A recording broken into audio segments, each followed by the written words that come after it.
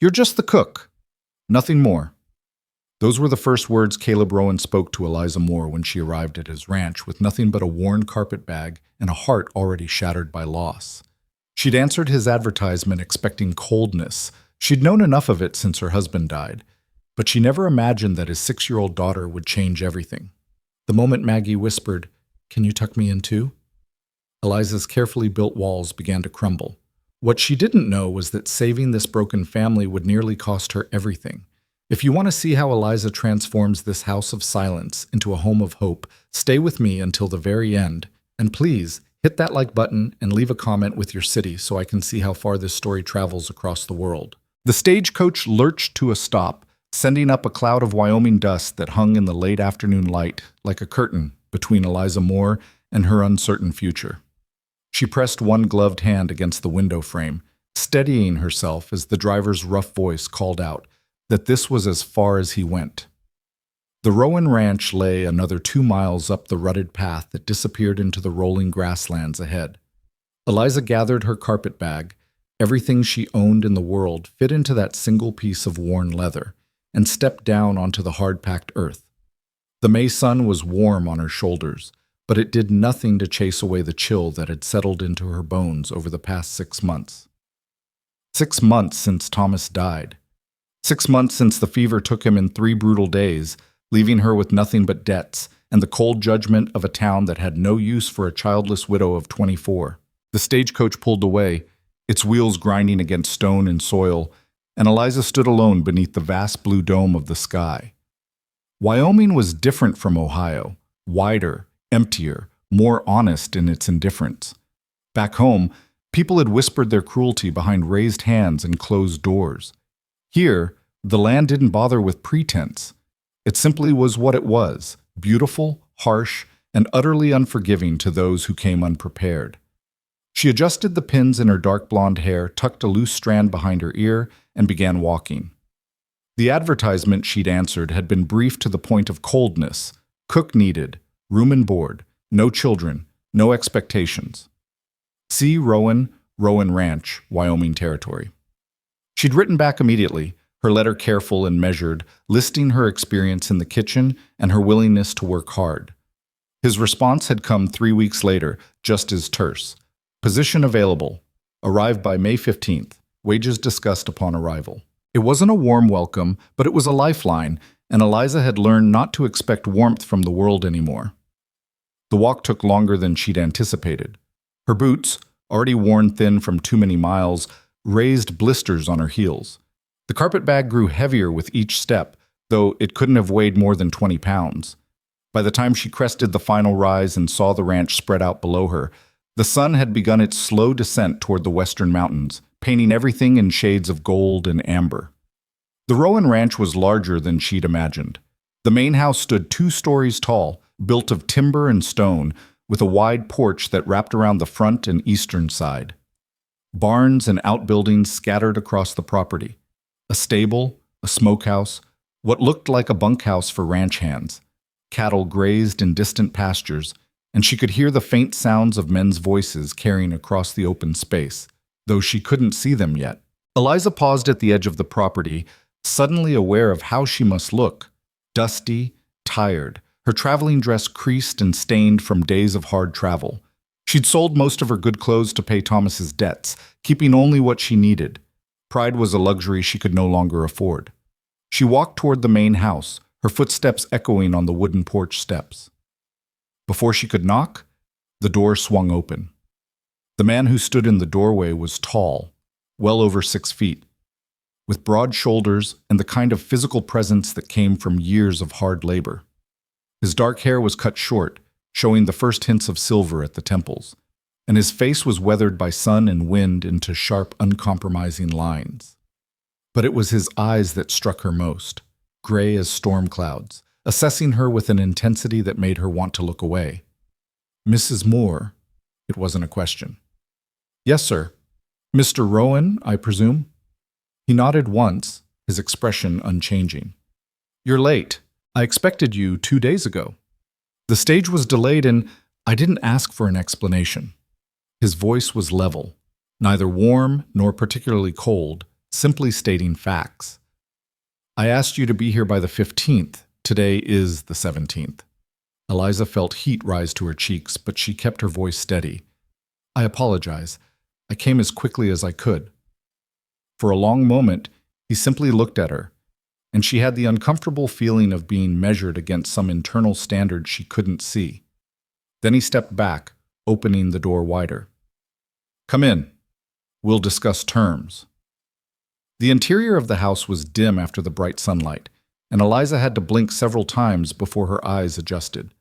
The front room was spacious but Spartan, furniture that was functional rather than decorative, walls bare except for a single landscape painting above the stone fireplace. Everything was clean but somehow lifeless, as if the house itself was holding its breath. Caleb Rowan gestured toward a straight-back chair near the unlit fireplace. Sit.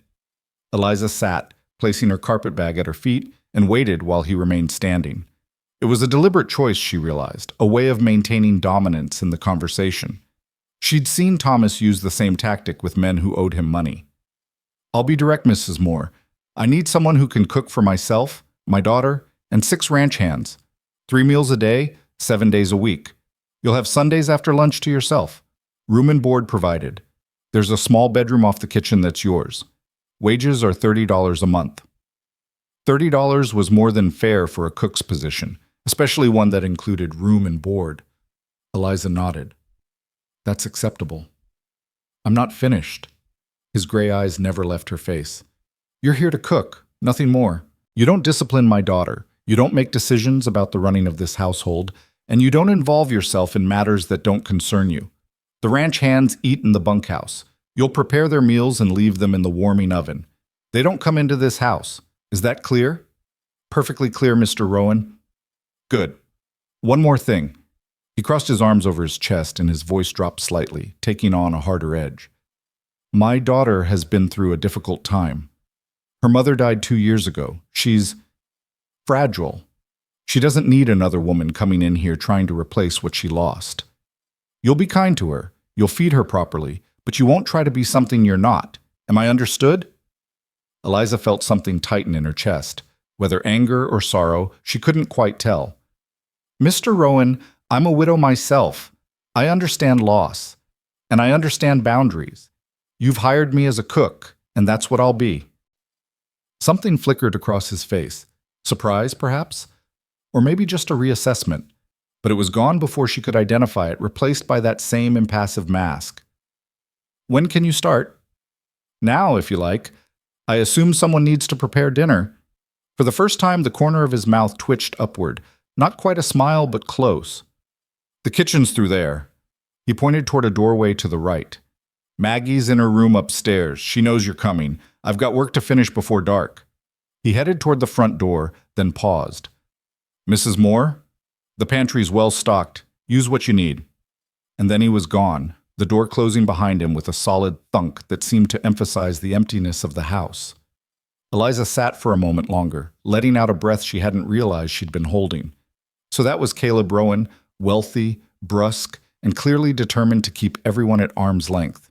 The kind of man who'd built walls so high, he'd forgotten what it was like to let anyone over them. Well, she'd dealt with difficult men before. She picked up her carpetbag and made her way to the kitchen, pushing through the heavy wooden door into a space that immediately felt more welcoming than the rest of the house. The kitchen was large, with windows facing east and south that let in warm afternoon light. A cast-iron stove dominated one wall, well-maintained and radiating stored heat. Work surfaces lined the other walls, and the pantry, when she opened it, proved to be exactly as promised, well-stocked with flour, cornmeal, beans, preserved vegetables, and even some luxury items like sugar and coffee. Someone had taken care to prepare for her arrival, even if Caleb Rowan himself seemed determined to keep her at a distance. Eliza set down her bag in the small bedroom just off the kitchen, barely large enough for a narrow bed, a dresser, and a washstand, but clean and private, and returned to begin her work. She tied on an apron she found hanging by the door, washed her hands in the basin, and assessed what she had to work with. 2 hours until dinner needed to be ready. She decided on something simple but satisfying. Beef stew with root vegetables, fresh biscuits, and dried apple pie for dessert. It was the kind of meal that would feed working men without being fancy, comfort food that would fill bellies and, she hoped, begin to build trust. She was peeling potatoes when she heard the soft creak of footsteps on the stairs. Eliza turned to find a small figure standing in the kitchen doorway. The girl couldn't have been more than 6 years old, with dark hair like her father's, but softer features, a heart-shaped face with wide, uncertain brown eyes. She wore a simple blue dress that looked recently pressed, and her hands were clasped tightly in front of her as if she wasn't sure whether she should be there. "Hello," Eliza said gently, setting down her knife. "You must be Maggie." The girl nodded but didn't speak. "I'm Mrs. Moore, but you can call me Miss Eliza if you'd like." She smiled, keeping her movements slow and unthreatening. "Would you like to help me peel potatoes?" Maggie hesitated, then shook her head, but she didn't leave. Instead, she moved a little closer, her eyes taking in every detail of Eliza's face and dress. "That's all right. You can just keep me company if you want." Eliza returned to her work, aware of the child's intense scrutiny, but not wanting to make her self-conscious about it. "I'm making stew for dinner. It was one of my husband's favorite meals." "Your husband?" Maggie's voice was soft, barely above a whisper. "Yes, his name was Thomas. He died last year." The girl was quiet for a long moment. Then, "My mama died too." Eliza's hand stilled on the potato she was holding. She looked at Maggie, really looked at her, and saw the same grief she'd been carrying for 6 months reflected in those young eyes. "I know, sweetheart. Your father told me. I'm very sorry." "Papa doesn't talk about her anymore." The words were spoken without accusation, just a simple statement of fact, but they hit Eliza like a physical blow. She set down the potato and dried her hands on her apron, then crouched down so she was at eye level with the child. "Sometimes," she said carefully, "when people lose someone they love very much, talking about them hurts too much. So they keep quiet instead, but that doesn't mean they've forgotten. It just means the hurt is still very fresh." Maggie studied her with those two old eyes. "Does it hurt you to talk about your husband?" "Yes," Eliza admitted, "but I talk about him anyway because I don't want to forget him, and because talking about the people we've lost helps keep them with us, in a way." The girl considered this. Then, without warning, she took a step forward and wrapped her small arms around Eliza's neck. It was a brief embrace, over almost as soon as it began, but it left Eliza's eyes burning with unshed tears. "I think you're nice," Maggie whispered, then turned and ran from the kitchen before Eliza could respond. Eliza stayed crouched on the floor for a long moment, one hand pressed to her chest where her heart was beating too fast. She hadn't expected this, hadn't expected the immediate connection with this grieving child, hadn't expected to feel anything except the numb professionalism she'd cultivated over the past months. But Maggie Rowan had just broken through her carefully maintained distance with nothing more than a question and a hug. "Oh no," Eliza thought. "This is dangerous." Caleb Rowan had been clear. Don't get attached. Don't try to replace what was lost. But how was she supposed to maintain that distance when his daughter was clearly starving for connection? When those brown eyes held the same grief and loneliness that Eliza saw in her own mirror every morning? She stood, wiping roughly at her eyes, and returned to the potatoes. She would do her job. She would cook and clean and maintain proper boundaries. But she wouldn't be cold to that child. She couldn't be. Whatever Caleb Rowan thought about attachment and replacement, his daughter needed more than just food on a plate. The stew came together beautifully, the kitchen filling with rich, savory aromas as the beef and vegetables simmered together. The biscuits rose golden and perfect in the oven. The apple pie cooled on the windowsill, its crust flaky and inviting. By the time the dinner hour arrived, Eliza had prepared and set out the ranch hand's meal in the warming oven as instructed. She'd set the kitchen table for 3 with simple but clean dishes, and she'd changed from her dusty traveling dress into the one clean work dress she'd kept, brushing out her hair and repinning it into a simple bun. Caleb appeared precisely at 6 o'clock, his face and hands freshly washed, his expression as unreadable as before. Maggie came down moments later, slipping quietly into her chair. "Smells good," Caleb said, which might have been the highest compliment he was capable of giving. Eliza served them both, then fixed her own plate and sat down. For a few minutes, the only sound was the scrape of silverware against dishes. The stew, if she did say so herself, had turned out well, The meat tender, the vegetables perfectly cooked, the broth rich with flavor. "This is excellent, Mrs. Moore." Caleb's voice held a note of genuine surprise. "Thank you, Mr. Rowan. Papa, can Miss Eliza read me a story after dinner?" Maggie's question was directed at her father, but her eyes were on Eliza. Caleb's jaw tightened almost imperceptibly. "Mrs. Moore has work to do. She doesn't have time for stories." "Actually," Eliza heard herself say, despite her better judgment, "I'd be happy to, if you don't mind, Mr. Rowan. After I've cleaned up the kitchen, of course." The look he gave her was sharp enough to cut glass. "I thought we were clear about boundaries, Mrs. Moore." "We were, but I don't see how reading a child a story before bed crosses any boundaries. It's a kindness, not an attempt to replace anyone." The silence that followed was thick with tension. Maggie's eyes moved between the two adults, her small face anxious. Eliza held Caleb's gaze, refusing to back down, even as her heart hammered in her chest. Finally, Caleb set down his fork. "One story, nothing more. And Maggie, you go to sleep right after. Understand?" The girl's face lit up with a smile that transformed her entirely. "Yes, Papa. Thank you." The rest of the meal passed in careful neutrality. Caleb asked no personal questions and volunteered no information about himself. Eliza kept the conversation focused on practical matters: what time meals should be served, dietary preferences, whether there were any special occasions coming up that would require extra cooking. When dinner ended, Caleb excused himself to check on the livestock one final time before dark. Maggie helped Eliza clear the table, chattering now about her favorite stories and her cat that lived in the barn and how she'd learned to rope a fence post just last week. "Your father must be very proud," Eliza said as she washed dishes in the basin. "I don't know. He doesn't say." Maggie dried a plate carefully, her small face serious again. "He used to smile more before Mama died. Now he mostly just works." Eliza's hand stilled in the warm water. "Grief does different things to different people, sweet girl. Some people cry, some people get angry, some people just keep moving because if they stop, they're afraid they'll fall apart.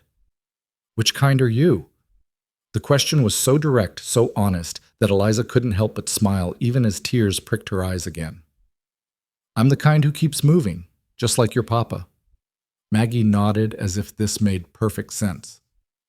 "That's why he hired you, I think. Because you understand." Out of the mouths of babes, Eliza thought, maybe this 6-year-old had more wisdom than either of the adults in this house. After the dishes were done and the kitchen tidied, Eliza followed Maggie upstairs to her bedroom. It was a sweet room, painted pale yellow, with lace curtains and a bed covered in a beautiful quilt. But like the rest of the house, it felt somehow empty. Toys lined up too neatly on shelves, books stacked with military precision, everything in its place but nothing lived in. "Which story would you like?" Eliza asked, examining the small bookshelf. "The one about the princess who saves herself." Eliza smiled and pulled out a worn copy of a fairy tale collection. She settled into the chair beside Maggie's bed and began to read, her voice soft and steady in the quiet room. The story was about a princess imprisoned in a tower who learned to weave rope from her own hair, creating a ladder to freedom. It was a good story, one about resourcefulness and courage rather than waiting for rescue. Maggie listened intently, her eyes growing heavier as the story progressed. By the time Eliza reached the end, the girl was yawning. "Time for sleep now," Eliza said, closing the book. "Miss Eliza?" Maggie's voice was drowsy. "Will you tuck me in?" Eliza's breath caught. This was exactly what Caleb had warned against, crossing boundaries, trying to be something she wasn't. But how could she refuse such a simple request? How could she deny this grieving child a moment of comfort? She stood and pulled the quilt up to Maggie's chin, smoothing it gently. "There you go, all tucked in." "Thank you." Maggie's eyes were already closing. "I'm glad you're here." Eliza felt something crack open inside her chest, something she'd kept carefully locked away since Thomas died. "So am I, sweetheart. So am I." She was halfway to the door when Maggie spoke again, her voice barely audible. "Can you tuck me in tomorrow too?" Eliza turned back, looking at the small figure already half asleep in the bed. Tomorrow, and the day after that, and the day after that. A series of tomorrows stretching out into an uncertain future. each one an opportunity to either maintain safe distance or risk connection. "We'll see," she said softly, though in her heart she already knew the answer. She closed the door quietly and made her way back downstairs, her mind churning. The kitchen was dark except for the glow of banked coals in the stove. She lit a lamp and sat down at the table, suddenly exhausted. This was supposed to be simple. She was supposed to cook, keep her head down, save money, and eventually move on to what? She didn't know. She'd been so focused on escaping Ohio, on finding any lifeline that would pull her away from the suffocating judgment and memories, that she hadn't thought beyond this moment. But now there was Maggie, with her brown eyes full of unspoken sadness, and her simple requests that shouldn't have felt so weighted with meaning. And there was Caleb Rowan, stern and distant, building walls to protect himself and his daughter from any more hurt. Eliza knew all about walls. She'd built enough of her own. The front door opened and closed, and she heard Caleb's footsteps in the hall. He appeared in the kitchen doorway, still in his work clothes, dust on his boots. His eyes found her immediately. "She's asleep," Eliza reported before he could ask. He nodded, some of the tension leaving his shoulders. "Thank you." "Mr. Rowan, I need to ask you something." Eliza stood, squaring her shoulders. "Your daughter is grieving. I can see it as clearly as I can see my own grief in the mirror. And while I respect your boundaries, I can't be cold to her. I won't be. If that's a problem, tell me now, and I'll move on in the morning." He was quiet for a long moment, his expression unreadable in the lamplight. Then he moved further into the kitchen, pulling out a chair and sitting down heavily. He looked tired, not just physically, but bone-deep exhausted in a way that had nothing to do with ranch work. 2 years, he said finally. "It's been 2 years since Sarah died. Fever took her in less than a week. One day she was laughing and planning Maggie's birthday party, and the next—" He rubbed a hand over his face. "I thought time would help. I thought if I just kept things stable, kept the routine, Maggie would adjust. But she's not adjusting. She's just fading, like a flower that doesn't get enough sun." "Children need more than stability," Eliza said gently. "They need warmth, connection, permission to feel their feelings instead of burying them." "Like I'm doing, you mean?" It wasn't really a question. "I don't presume to judge you, Mr. Rowan. Everyone handles grief differently. But you think I'm handling it wrong?" Eliza chose her words carefully. "I think you're protecting your daughter the best way you know how. But sometimes protection can look a lot like isolation." He looked at her then, really looked at her, and for the first time she saw past the walls to the man beneath, a man who was just as lost as his daughter, just as desperate for relief from the weight of grief, but who'd convinced himself that feeling less was the same as hurting less. "I can't lose her too," he said quietly. "If I let myself feel everything, I'm afraid I'll break. And if I break, who takes care of Maggie? Maybe," Eliza said, "you don't have to do it all alone." The words hung in the air between them, full of meaning neither of them was quite ready to acknowledge. Caleb stood abruptly, the moment broken. "It's late. You should rest. Tomorrow's a full day." He paused at the door. "So, Mrs. Moore? You can read to Maggie every night if you want, and if she asks you to tuck her in—" He didn't finish the sentence, but his meaning was clear. "Thank you, Mr. Rowan." He nodded once and disappeared into the dark hallway. Eliza heard his footsteps on the stairs, then the quiet closing of a door somewhere above.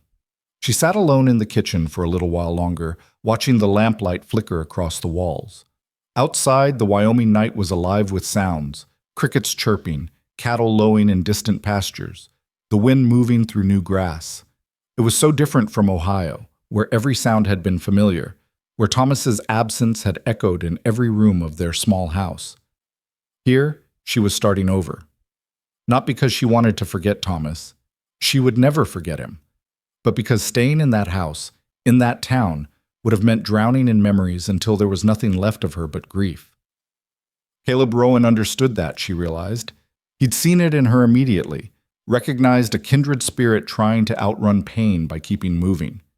But Maggie was just a child who'd lost her mother and was slowly losing her father to his own fear of feeling. And maybe, just maybe, Eliza could help with that.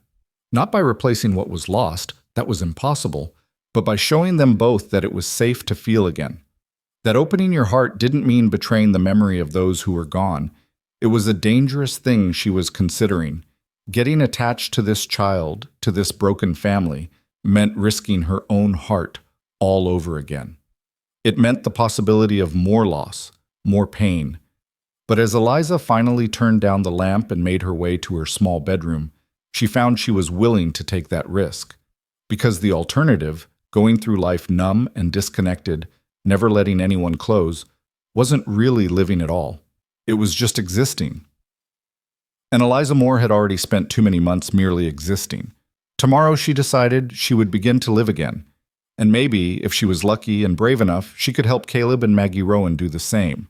The first full week at the Rowan Ranch passed in a rhythm that was both exhausting and oddly comforting. Eliza rose before dawn each morning, the sky still dark and studded with stars, to light the stove and begin breakfast preparations.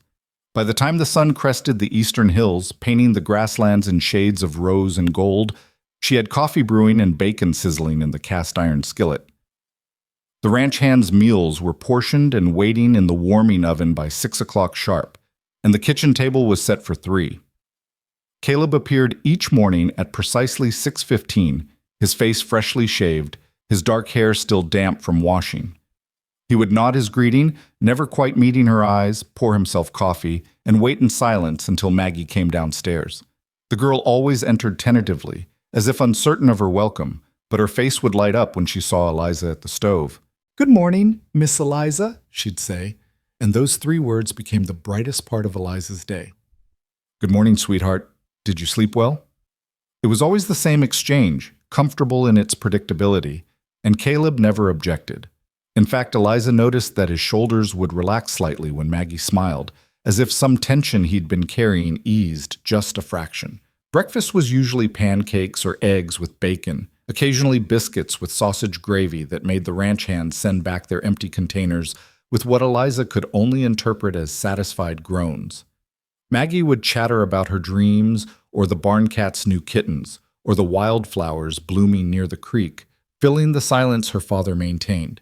Caleb listened, Eliza noticed, even when he didn't respond. His eyes would track his daughter's animated gestures, and sometimes, just sometimes, the corner of his mouth would twitch upward. After breakfast, Caleb would disappear to manage the ranch, and Maggie would hover near Eliza as she cleaned the kitchen and began preparations for the midday meal. The child was hungry for company in a way that broke Eliza's heart. She would pull a chair up to the work counter and watch with rapt attention as Eliza kneaded bread dough or peeled vegetables, asking endless questions about cooking in Ohio and what it was like to be married. "Did you love your husband very much?" Maggie asked one morning, her chin propped on her hands as she watched Eliza roll out pie crust. Eliza paused, the rolling pin heavy in her hands. "Yes, I did. Very much. Papa loved Mama like that. I could tell because he used to look at her the way the sun looks at the flowers, like he was helping her grow." The metaphor was so unexpectedly beautiful that Eliza had to blink back tears. "That's a lovely way to describe it, Maggie. I don't think he looks at anything that way anymore." The girl's voice was matter-of-fact, but there was an undertone of sadness that no 6-year-old should have to carry. "Do you think he'll ever be happy again?" Eliza set down the rolling pin and moved to sit beside Maggie, flour dusting her apron. "I think happiness doesn't leave us forever, even when we lose someone. It just takes a vacation. And slowly, bit by bit, it comes back. Not the same way it was before, but in new ways. Has your happiness come back?" "Some of it," Eliza admitted. "Being here helps. Having work to do. And meeting you helps very much." Maggie's smile was like sunrise. "Really? Really and truly." The girl threw her arms around Eliza's neck with the wholehearted enthusiasm of childhood, and Eliza held her close, breathing in the scent of sunshine and innocence. When they separated, Maggie's eyes were bright with something that looked like hope. "Will you teach me to make pie?" "I would love to teach you to make pie." They spent the rest of the morning covered in flour, Maggie's small hands clumsily mimicking Eliza's practiced movements. The crust was uneven and the filling leaked slightly, but when it came out of the oven that afternoon, golden and fragrant, Maggie's pride was palpable. "Papa has to try it first," she insisted. "Can we save him the biggest piece?" "Of course we can." That evening, when Caleb came in for dinner and saw the slightly lopsided pie cooling on the counter, he raised an eyebrow. "Did we have a flower explosion?" Maggie giggled. Actually giggled, a sound Eliza suspected hadn't been heard in this house for far too long. "Miss Eliza taught me to make pie. You have to try it, Papa. I made it almost all by myself." Something shifted in Caleb's expression, so subtle Eliza almost missed it. His eyes moved from the pie to his daughter's flour-dusted face to Eliza, still wearing her apron and probably looking just as messy as Maggie. When he spoke, his voice was gentler than she'd heard it before. "Then I'm sure it's the best pie I'll ever taste." At dinner, he took a large bite and made a show of savoring it, his eyes closing as if in ecstasy. Delicious. Absolutely perfect. "Really?" Maggie was practically bouncing in her chair. "Would I lie to you?"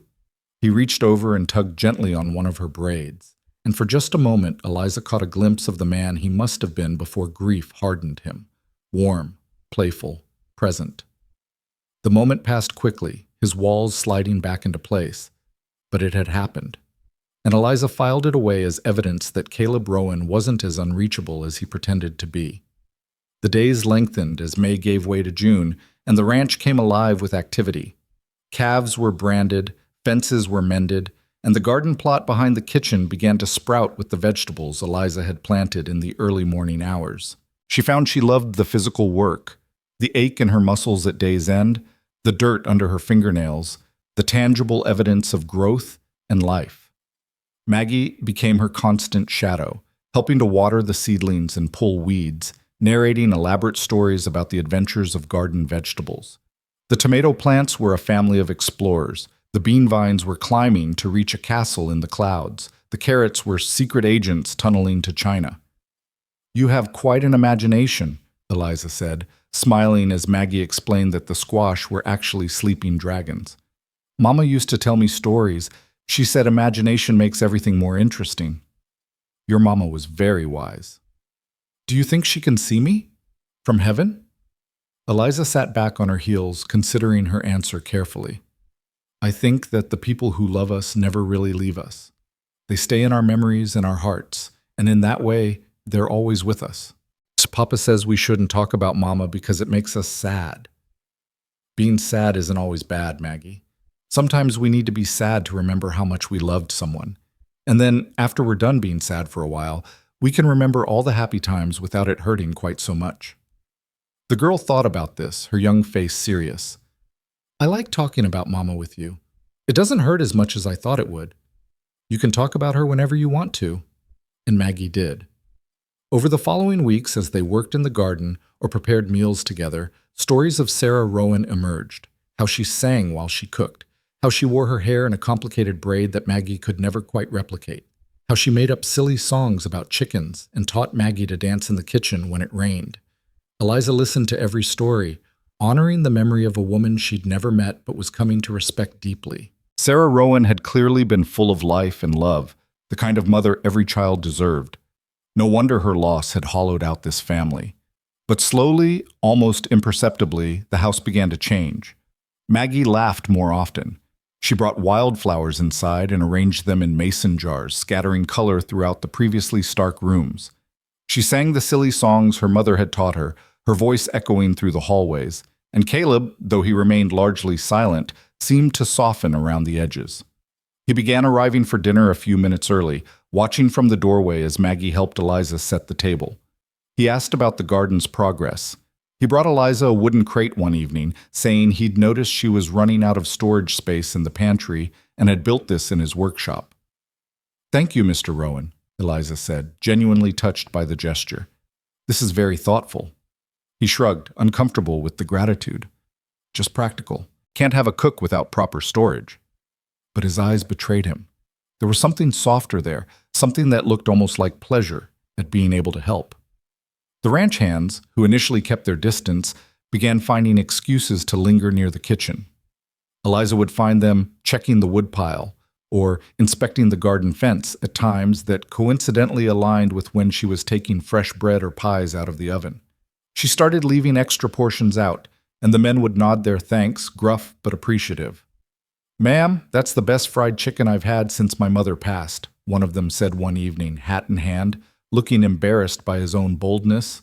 I'm glad you enjoyed it. We all do. The boss has been easier lately. Think it's 'cause the food's better, and 'cause little Maggie's smiling again. After he left, Eliza stood in the kitchen, that comment settling over her like a warm blanket. She was making a difference here, not just feeding people, but helping to heal something that had been broken. It was both exhilarating and terrifying. One warm afternoon in mid-June, Eliza was in the garden harvesting the first radishes when she heard hoofbeats approaching. She looked up to see a wagon pulling into the yard, driven by a woman in her 50s with iron-gray hair and a no-nonsense expression.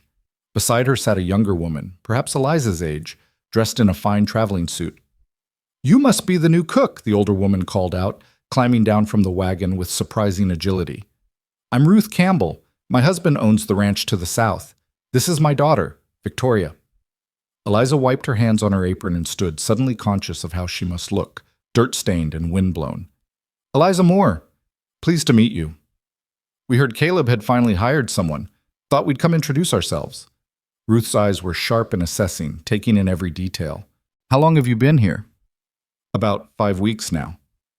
"And how are you finding it? Caleb's not the easiest man to work for, I imagine."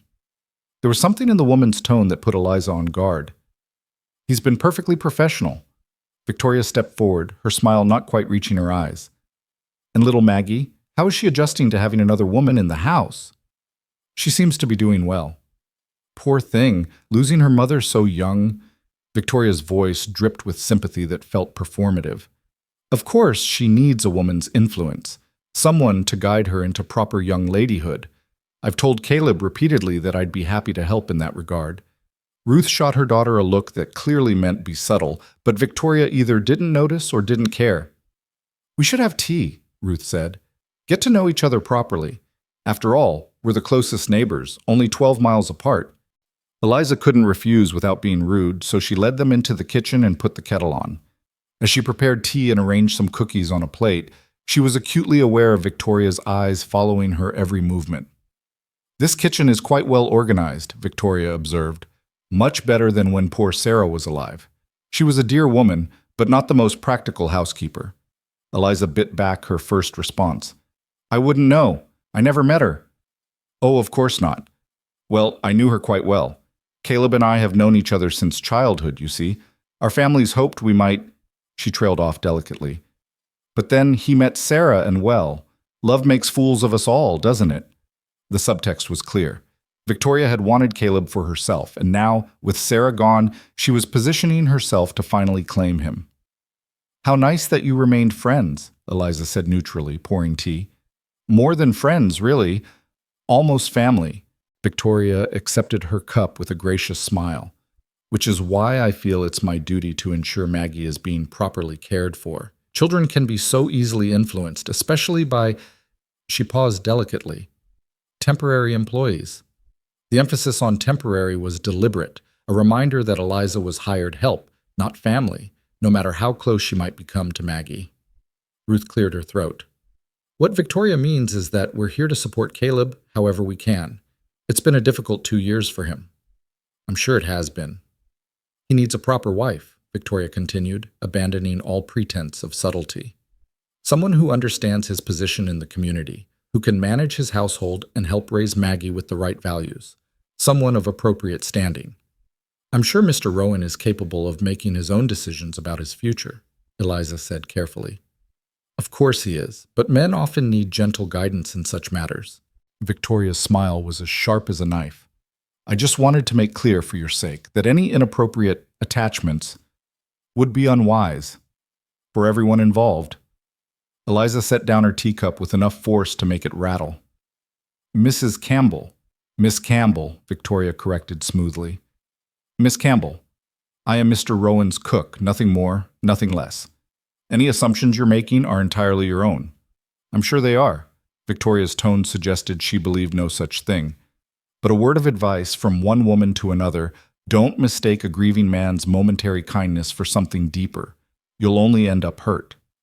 Before Eliza could respond, the kitchen door swung open and Maggie burst in, her face flushed with excitement. "Miss Eliza, you should see the kittens! They're—" She stopped short, seeing the visitors. "Oh, hello, Miss Victoria." The coolness in the child's voice was unmistakable. "Maggie, darling." Victoria stood, arms outstretched. "Come give me a hug." Maggie took a deliberate step closer to Eliza instead. "We're very busy right now. Miss Eliza is teaching me about gardening." "How lovely, but surely you can spare a moment for old friends." Victoria's smile remained fixed, but her eyes had gone hard. "Your father and I were just discussing the other day how you need more structured education. Perhaps music lessons? Embroidery?" "I like gardening and cooking better." "Yes, well, those are fine skills for certain types of women." Victoria's gaze flicked meaningfully to Eliza. "But a young lady of your position needs to learn more refined accomplishments." Mama said the best accomplishment was being kind to people. The room went very still. Victoria's smile finally slipped, replaced by something colder. "Your mother was a saint, of course, but she's gone now, and someone needs to guide you properly." "Miss Eliza guides me just fine." Ruth stood abruptly. "We should go. Thank you for the tea, Mrs. Moore." "Yes," Victoria added, her tone clipped. "We wouldn't want to overstay our welcome. Please tell Caleb I stopped by, and that I'll be at the church social on Sunday. I hope he'll save me a dance." After they left, Maggie sagged against Eliza's side. "I don't like her." "Maggie, Mama didn't like her either. I heard her tell Papa once that Miss Victoria was like a pretty dress with scratchy lining, nice to look at but uncomfortable to wear." Eliza couldn't help but laugh, though she tried to cover it with a cough. "That's not a kind thing to say, even if, well, we should always try to see the best in people." "Even when they're mean to you?" "Especially then. Being kind doesn't mean letting people hurt you, but it does mean not stooping to their level." Maggie considered this. "You're much nicer than Miss Victoria, and prettier too." "Beauty is subjective, sweetheart." "What does subjective mean?" "It means different people like different things. What one person thinks is beautiful, another person might not." "Well, I think you're the most beautiful person I've ever seen. Except for Mama. You're different beautiful, but the same amount." She hugged Eliza tightly. "Don't let Miss Victoria make you leave, okay? Promise?" Eliza held the child close, breathing in the scent of sunshine and innocence, and felt her heart crack a little wider. "I promise I won't leave unless I absolutely have to." It was a careful promise, one that left room for circumstances beyond her control, but Maggie accepted it with the faith of childhood. As they returned to the garden, Eliza couldn't shake Victoria's words. Don't mistake a grieving man's momentary kindness for something deeper. But what if it wasn't mistake? What if the connection growing between them, tentative and unacknowledged as it was real? And more importantly, what was she supposed to do about it? That evening, Caleb arrived for dinner with a dark expression and mud splattered across his shirt. "We've got a problem with the water supply. One of the main irrigation channels collapsed. I'll be working late all week to fix it." "I'll keep your dinner warm," Eliza said. "Don't bother. I'll eat cold." He paused, noticing Maggie's subdued mood. "What's wrong, little one?" "Miss Victoria came by today." Caleb's jaw tightened. "What did she want?" "She wanted to remind everyone that she exists," Maggie said with surprising asperity. "And she was mean to Miss Eliza." His eyes snapped to Eliza. "Mean how?" "It wasn't," Eliza began. "She said Miss Eliza was just temporary and shouldn't get inappropriate attachments." Maggie's voice was indignant. "And she said I needed refined accomplishments, whatever those are." Caleb closed his eyes briefly, and when he opened them, they were stormy. "I'll speak with her." "That's not necessary," Eliza started. "It is necessary.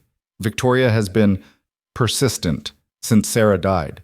I've tried to be diplomatic about it, but clearly I haven't been clear enough." He looked at Eliza directly for the first time in days. "You're not temporary, Mrs. Moore. Not unless you choose to be. And Maggie doesn't need refined accomplishments. She needs to be a child."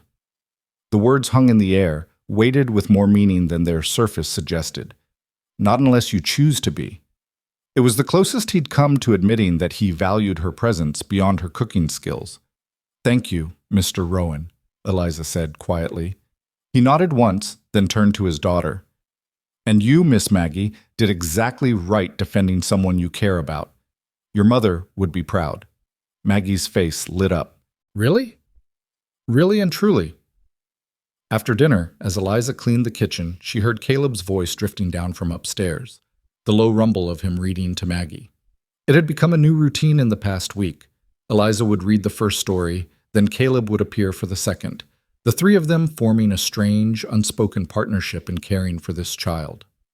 Later, after Maggie was asleep, Caleb came down to the kitchen for coffee. He looked exhausted, his hair mussed from running his hands through it, his shirt sleeves rolled up to reveal forearms corded with muscle and crisscrossed with small scars.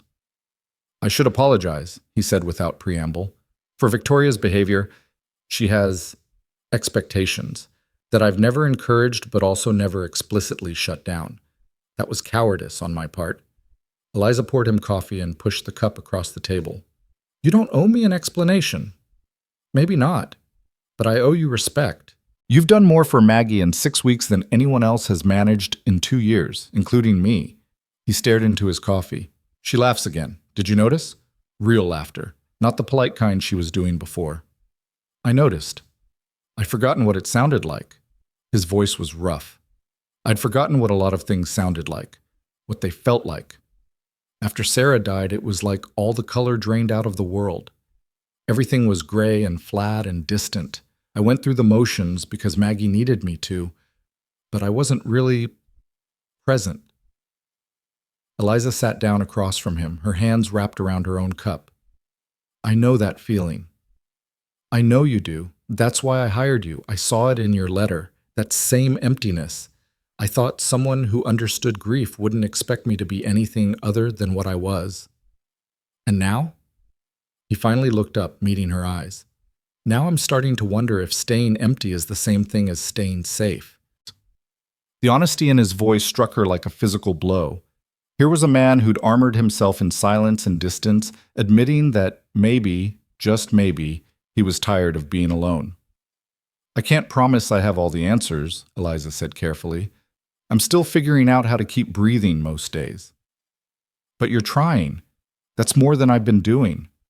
You've been protecting your daughter. That takes tremendous strength. Or tremendous fear. He smiled, but there was no humor in it. I've been so afraid of Maggie getting attached to someone else who might leave that I've been leaving her myself, just emotionally checking out. How messed up is that? Human, Eliza said. It's human. We all do the best we can with the tools we have. They sat in companionable silence for a while, the kitchen warm and quiet around them. Outside, crickets sang their evening chorus, and somewhere in the distance, a coyote howled. It was a lonely sound, and Eliza found herself thinking about all the lonely people in the world, each one trying to protect themselves from more pain by closing off their hearts. Victoria's not wrong about one thing, Caleb said eventually. You could do better than this place, than us. What makes you think I want better? Because you're young, you're talented, and you deserve more than cooking for a broken family on a remote ranch. Eliza set down her cup and leaned forward. Mr. Rowan, Caleb, you're not broken. Grieving, yes. Hurting, definitely, but not broken. And neither is Maggie. You're both just healing at your own pace. He studied her face as if trying to memorize it. Why did you really come here, Eliza? The use of her first name sent a small thrill through her. Because I needed somewhere to heal too, and because... She hesitated, then decided on honesty. Because I was drowning in Ohio. Every street corner reminded me of Thomas. Every pitying look from the neighbors made it harder to breathe. I needed distance to remember who I was before I was a wife, before I was a widow. And have you remembered? I'm starting to. Caleb reached across the table, his hand hovering near hers but not quite touching. Thank you for giving Maggie her laugh back. I didn't realize how much I missed it until I heard it again. She's an easy child to love. So you do love her? It wasn't really a question, and Eliza didn't pretend otherwise. Yes, I do. I know that complicates things, but I can't help it. She reminds me of all the good things in the world that I thought I'd lost. His hand finally closed over hers, warm and calloused and solid. I'm glad. She needs someone to love her without reservation. I've been so busy protecting her that I forgot to just love her loudly. It's not too late. No, he agreed, his thumb brushing across her knuckles in a gesture so gentle it made her throat tight. It's not too late. They stayed like that for a long moment, connected by touch and understanding, before Caleb pulled away, standing abruptly. I should let you get some rest. Tomorrow's another long day. For both of us. He paused at the door, looking back. Eliza, I meant what I said. You're not temporary. Not unless you want to be. After he left, Eliza sat in the dark kitchen, her hand still warm where his had been, her heart beating too fast in her chest. This was dangerous territory. Getting attached to Maggie was one thing. Children were easy to love. But Caleb?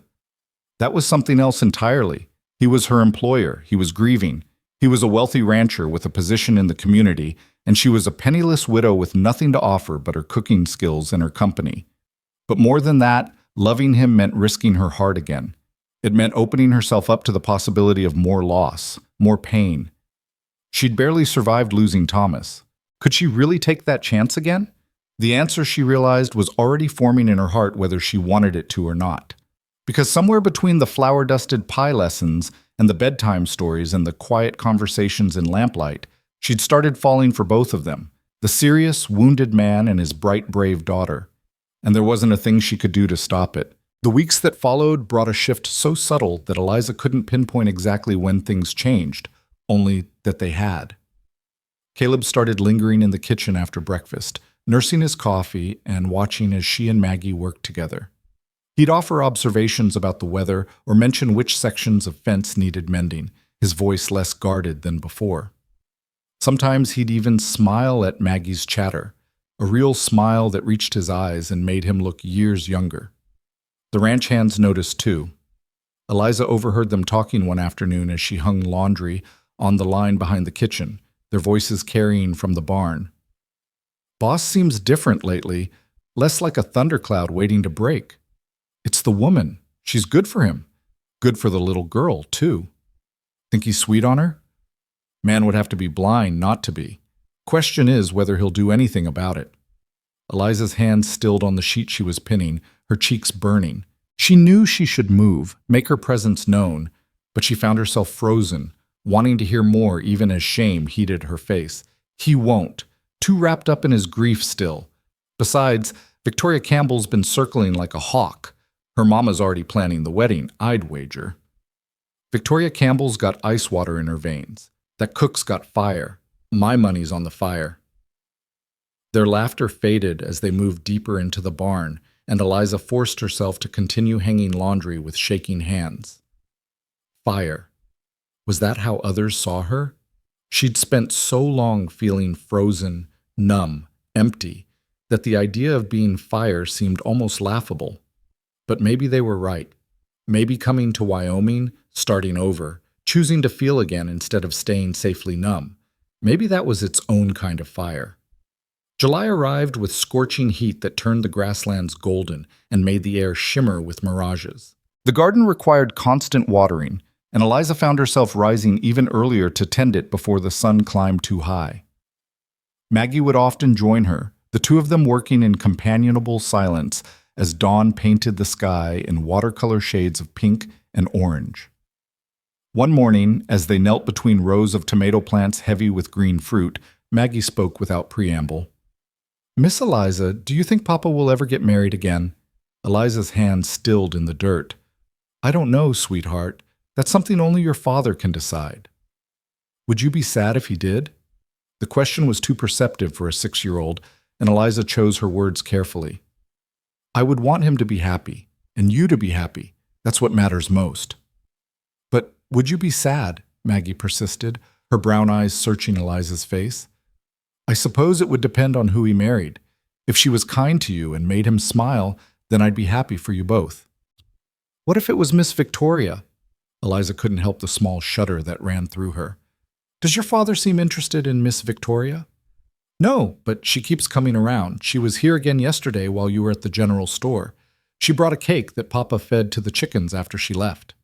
Despite herself, Eliza laughed. He didn't. He did. He said it tasted like sweetened sawdust and the chickens deserved better, Maggie giggled. Then he said not to tell anyone because it wouldn't be gentlemanly. Well, your secret's safe with me.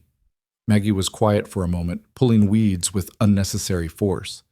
I don't want him to marry Miss Victoria. I want him to marry you. The words hung in the morning air, impossible to take back, and Eliza felt her heart stumble in her chest. Maggie, I know I'm not supposed to say it, but it's true. You make everything better. The house feels like a home again. Papa smiles sometimes. I'm not scared all the time anymore. Scared of what? The girl's voice dropped to barely a whisper. That he'll disappear too, like Mama did. That one day I'll wake up and he'll be gone and I'll be all alone. Eliza pulled Maggie into her arms, holding her tight as the child's small body shook with suppressed sobs. Oh, sweetheart, your papa isn't going anywhere. He loves you so much. But what if something happens?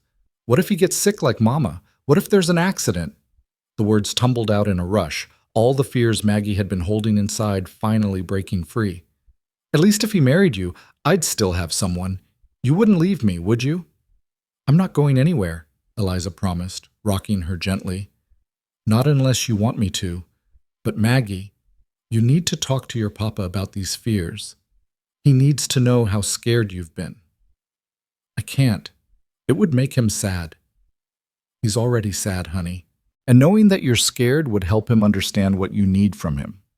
They stayed that way until Maggie's tears subsided, the sun climbing higher and chasing away the coolness of dawn. When they finally returned to the house, Maggie's eyes were red, but her shoulders seemed lighter, as if sharing her fears had eased their weight. That afternoon, while Eliza was preparing chicken for dinner, Caleb appeared in the kitchen doorway looking troubled. Can we talk? Of course. She wiped her hands on her apron and gestured to the table. Coffee? Please. She poured 2 cups and sat across from him, noting the tension in his jaw, the way his hands gripped the coffee cup too tightly. What's wrong? Maggie came to find me in the barn earlier. She was crying. His voice was rough. She told me she's been afraid I'm going to die, that she'd be left alone. How did I not know? How did I not see that she was carrying that around? Eliza reached across the table, covering his hand with hers. Because you've been carrying your own grief, and because children are good at hiding what they think will upset the adults they love. She said she talked to you this morning, that you told her she should tell me. He turned his hand over, lacing his fingers through hers. Thank you for seeing what I couldn't, for helping her find the courage to speak. She's a brave girl. She just needed permission to be scared. She also said, he paused, his thumb tracing circles on her palm in a gesture that made her breath catch. She said she wishes I would marry you. The kitchen suddenly felt too warm, too small. Eliza's heart hammered against her ribs. Caleb, she's 6. She doesn't understand. Doesn't she? His gray eyes held hers, intense and searching. Children often see things more clearly than adults. They haven't learned yet to complicate simple truths. And what truth is that? That you've become essential to us. That this house only feels like a home when you're in it. That I wake up in the morning and the first thing I think about is whether you'll be wearing your blue dress or your gray one. That I find excuses to come inside just to hear your voice. He squeezed her hand gently. Eliza, I'm falling in love with you. I think I have been since the day you stood in my kitchen and told me you understood loss. The words should have terrified her.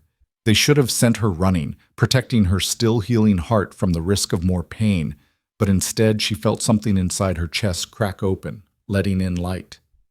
I'm scared, she admitted. I lost Thomas and it nearly destroyed me. The thought of loving someone again, of risking that kind of loss. I know. I'm scared too. Terrified, actually. His smile was crooked, vulnerable.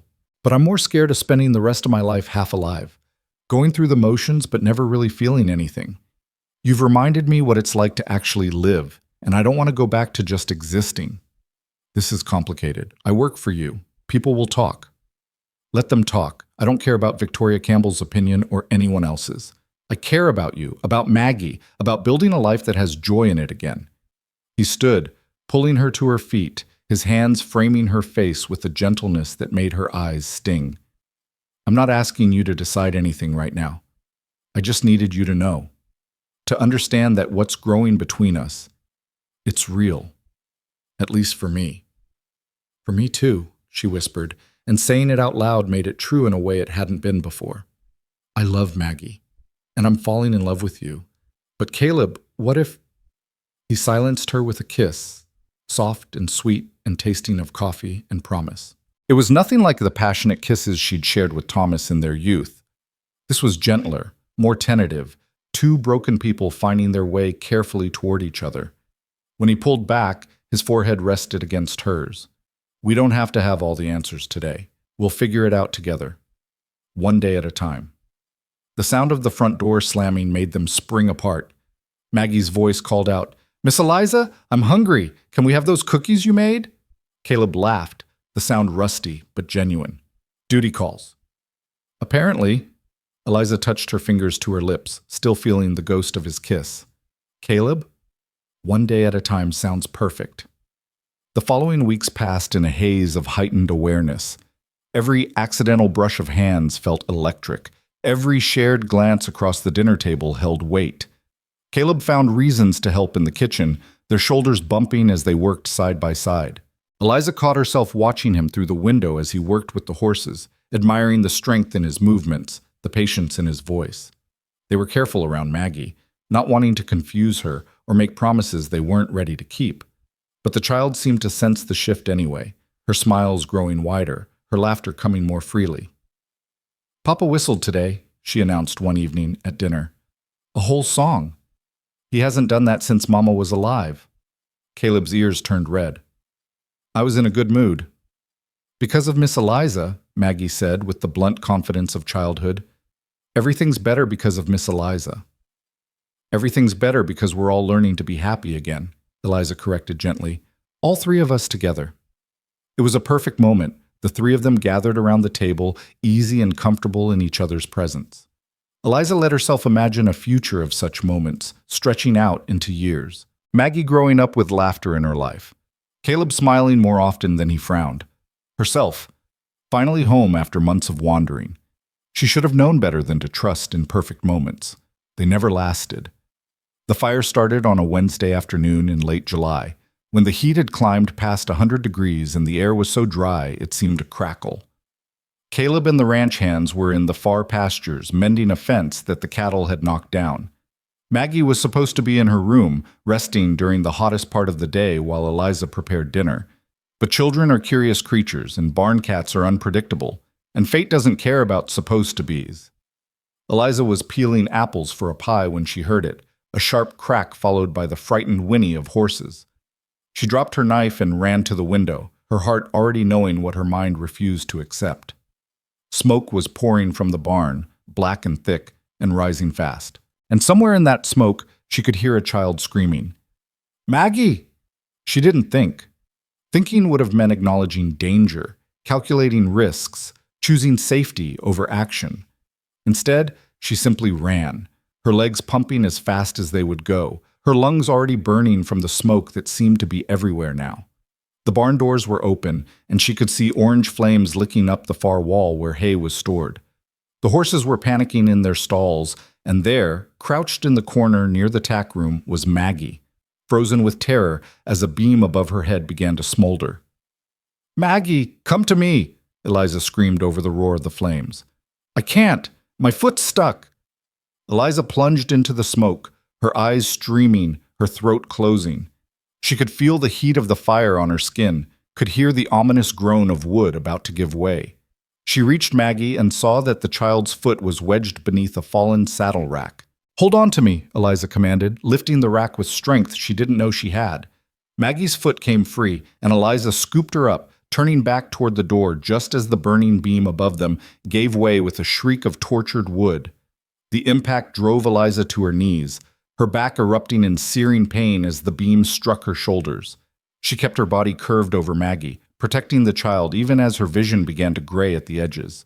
The smoke was too thick, too hot, stealing the air from her lungs.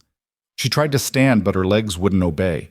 The world tilted sideways, and she could hear Maggie crying, could feel small hands tugging at her dress, but everything was getting darker, farther away. Then there were other hands, stronger ones, lifting the beam off her back. Caleb's voice, hoarse with panic. "I've got you. Both of you. Hold on."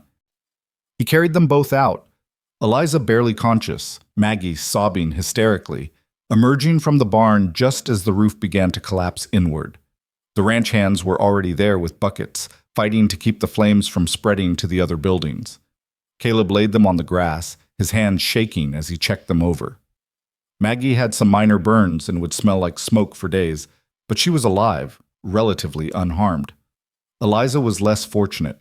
The beam had torn through her dress and the flesh beneath, and blood was seeping through the fabric at an alarming rate. "Someone ride for the doctor," Caleb shouted, his face ashen. "Now!" "Papa, is Miss Eliza going to die?" Maggie's voice was small and terrified. "Like Mama?" "No." The word was fierce, definitive. "No, she's not going to die. I won't let her." But even as he said it, Eliza could see the fear in his eyes, the same helpless terror he must have felt watching Sarah slip away. History repeating itself, loss compounding loss. "Caleb?" she managed to whisper, her voice raw from smoke. "Maggie? She's safe. Because of you. You saved her." His hands were pressing something against her back, trying to staunch the bleeding, and his face was too close to hers, his eyes too bright. "Why did you run in there? You could have died." "Had to. She's—" Eliza's voice faded, consciousness slipping. "Love her. Love you both. Don't you dare." His voice cracked. "Don't you dare say goodbye to me. You're going to be fine. The doctor's coming. You're going to be fine." But the darkness was pulling at her, insistent and heavy. The last thing she heard before it claimed her was Caleb's voice breaking on her name and Maggie's sobs, and the distant crackling of fire consuming the barn that had nearly consumed them all. When consciousness returned, it came in fragments, pain lancing through her back, the smell of antiseptic and smoke, voices speaking in low, urgent tones. She tried to move and immediately regretted it as agony shot through every nerve. "Easy." Caleb's face swam into focus above her, haggard and unshaven. "Don't move. The doctor said you need to stay still." "How long?" Her voice was barely a rasp. 2 days. You've been in and out." His hand found hers, gripping it like a lifeline. "The burns are bad, Eliza, and there's some damage to your shoulder where the beam hit. Doc says you'll heal, but it's going to take time." "Maggie? She's fine. A little smoke inhalation, some minor burns on her hands. She's been in here every waking moment, refusing to leave your side." He smiled, but it was strained. "I finally got her to go eat something. She'll be back any minute." Eliza looked around and realized she was in her small bedroom off the kitchen. Someone had made it as comfortable as possible. Extra pillows, fresh linens, a pitcher of water on the nightstand. Through the doorway, she could see into the kitchen, where late afternoon sunlight slanted across the floor. "The barn?" "Gone. We managed to save the other buildings, but the barn's a total loss." He rubbed his free hand over his face. "I don't care about the barn. I almost lost both of you. When I saw that smoke, when I heard Maggie screaming—" He couldn't finish, his voice breaking. "I'm sorry. I didn't think. You saved my daughter's life." The intensity in his voice made her breath catch. "You ran into a burning building without hesitation because Maggie needed you. Do you understand what that means to me? What you mean to me?" "Caleb, I thought I'd lost you. I thought I was going to have to watch someone else I loved die. And I realized that I can't do this halfway anymore. I can't pretend what I feel for you is anything less than everything." He brought her hand to his lips, pressing a kiss to her knuckles. "When you're healed, when you're strong again, I'm going to ask you properly. But I need you to know now, I love you, Eliza Moore, completely, entirely, with every part of me that knows how to love." Tears slipped down her temples into her hair. "I love you too, so much it terrifies me." "Good. Because I'm terrified too. But I'm done letting fear make my decisions." He leaned down, kissing her forehead with exquisite gentleness. "We'll figure out the rest. Together." The door burst open and Maggie flew in. her face lighting up when she saw Eliza's eyes open. "You're awake! Papa said you might sleep all day again, but you're awake." "Come here, sweetheart." Eliza's voice was weak but warm. Maggie climbed carefully onto the bed, mindful of Eliza's injuries. "I was so scared. I thought you were going to die like Mama, and it would be my fault because I shouldn't have gone in the barn, but there was a kitten, and shh. It's okay. It wasn't your fault. Accidents happen." Eliza brushed the hair back from Maggie's face. "Are you hurt?" "My hands got a little burned, but Doc wrapped them up and they barely hurt anymore. Not like your back." The child's eyes filled with tears. "I'm sorry you got hurt saving me." "I'm not sorry, not for 1 second. You're worth 100 burned barns and 1,000 injured backs." Eliza pulled her closer, ignoring the pain it caused. "I would do it again in a heartbeat." Maggie buried her face in Eliza's shoulder, crying softly. Caleb moved to sit on the other side of the bed, his hand resting on Maggie's back, and for a moment they were a tableau of relief and love and hard-won hope. "Miss Eliza?" Maggie's voice was muffled. "Are you going to stay forever now?" Eliza met Caleb's eyes over his daughter's head, seeing the question there, the vulnerability, the desperate hope that mirrored her own. "Yes, sweetheart. If your papa wants me to, I'm going to stay forever." "I want you to," Caleb said immediately, "more than anything." "Then it's settled." Maggie sat up, wiping her eyes, and for the first time since the fire, she smiled. "We're going to be a real family." The days that followed were difficult ones. Eliza's injuries kept her bedridden, dependent on others for the first time in her life. Caleb hired a temporary cook from town, but the woman was brisk and efficient where Eliza had been warm, and Maggie spent more time sulking in Eliza's room than anywhere else. "I don't like Mrs. Henderson," she announced one afternoon. "She made soup that tasted like dishwater." "Be kind," Eliza chided gently. "She's doing her best." "Her best isn't as good as your best." Caleb, who'd been reading in the corner, looked up with a smile. "No arguing with that logic." As Eliza healed, slowly, painfully, the three of them fell into a new rhythm. Caleb would carry her to a chair on the porch in the morning so she could feel the sun on her face and watch the ranch come alive. Maggie would sit at her feet, reading aloud or chattering about the new kittens or the progress on the barn reconstruction. In the evenings, Caleb would read to them both, his deep voice a comfort in the gathering dark. It was during one of these evenings, with the lamp casting warm shadows and Maggie dozing against Eliza's side, that Caleb set down his book and reached into his pocket. "I know this isn't the most romantic setting," he began, his voice nervous in a way she'd never heard before. "And I know you're still healing, but I've waited long enough, and I don't want to wait anymore." He opened a small box, revealing a simple gold band with a single small diamond. "This was my grandmother's. It's not fancy, but it's been in my family for 3 generations. Sarah never wanted to wear it. She preferred something more modern, so it's been in my drawer all these years."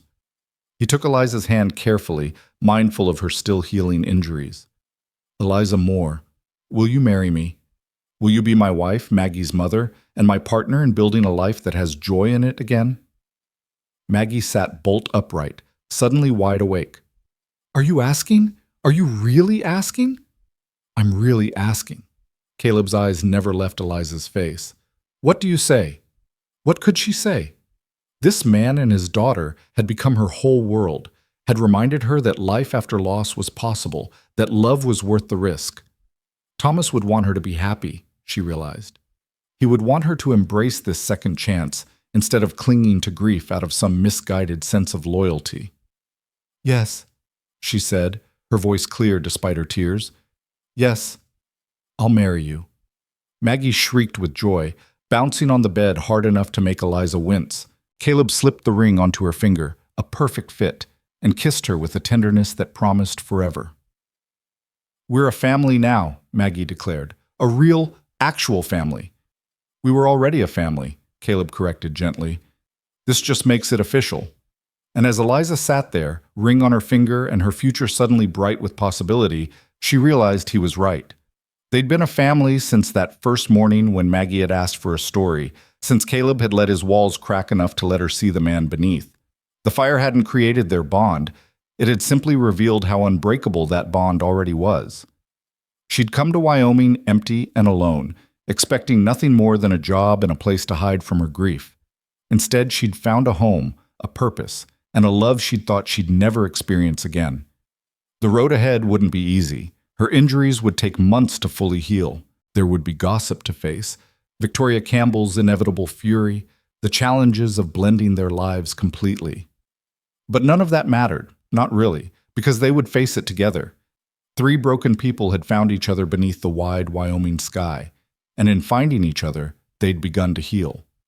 The house that had been silent and empty now rang with laughter and life. The man who'd forgotten how to feel was learning to love again. The child who'd been afraid of losing everyone had gained a family that would never let her go. And the widow who'd thought her capacity for joy had died with her husband discovered that the heart had an infinite capacity to love, if only you were brave enough to open it. As night fell and Maggie finally drifted off to sleep, Caleb carried her to her own bed before returning to sit beside Eliza. They didn't speak, didn't need to. The silence between them was comfortable, full of promise and understanding, and the quiet certainty that they'd found something rare and precious. Tomorrow, the work of building their future would begin. But tonight, in this moment, everything was perfect exactly as it was. The morning light found them still sitting together, Caleb dozing in the chair beside her bed, while Eliza watched the dawn paint the kitchen walls in shades of amber and rose. Her back ached with a persistent throb that no amount of laudanum could fully erase, but the ring on her finger caught the early light and made everything else seem bearable. She twisted it gently, still marveling that it was real, that this wasn't some fever dream conjured by pain and longing. Caleb stirred, his eyes opening slowly before focusing on her face. "You should be sleeping." "I was too happy to sleep." She smiled at him, noting the lines of exhaustion around his eyes. "You should go rest properly. You can't keep spending nights in that chair." "I'm not leaving you alone." "I'm not alone. Mrs. Henderson is sleeping in the spare room upstairs, and Maggie will be up soon." She reached for his hand. "Please, Caleb. You're no good to anyone if you collapse from exhaustion." He stood reluctantly, bending to kiss her forehead. "A few hours. That's all. Then I'm coming back. Take as long as you need. I'm not going anywhere." After he left, Eliza lay in the growing light, listening to the sounds of the ranch waking up around her. Roosters crowing, cattle lowing in distant pastures, the murmur of the ranch hands beginning their daily work. It was a symphony she'd grown to love, proof that life continued its rhythms regardless of human drama. Mrs. Henderson appeared shortly after, a stout woman in her 50s with kind eyes and no-nonsense manner. "You're awake early. How's the pain?" "Manageable." That's what people say when it's actually terrible, but they don't want to admit it. She checked Eliza's bandages with practiced efficiency. "The doc will be by this afternoon to change these. Until then, you need to stay still and drink this." She produced a cup of bitter-smelling tea. "What is it?" "Willow bark and herbs. Better than laudanum for long-term healing.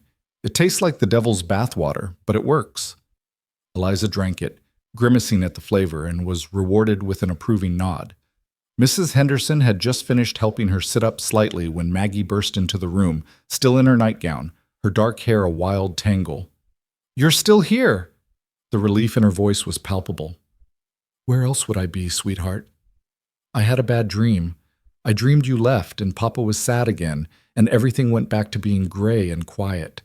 She climbed onto the bed with practiced care, nestling against Eliza's uninjured side. "But you're really staying, right? You promised." "I promised, and I meant it. See?" Eliza held up her left hand, showing the ring. "This means I'm part of the family now, forever and always." Maggie traced the ring with one small finger, her expression serious. "Miss Victoria isn't going to like it." Miss Victoria's feelings are her own concern. She's going to be really mean, meaner than before. The child looked up at her with worried brown eyes. "Are you sure you want to marry Papa, even if people are mean?" Eliza gathered her close, ignoring the pull on her injuries. "Maggie, listen to me. I love your father, and I love you. Nothing anyone says or does can change that. People might gossip or disapprove, but their opinions don't matter. What matters is that we're happy together. Do you understand?" "I think so." Maggie was quiet for a moment.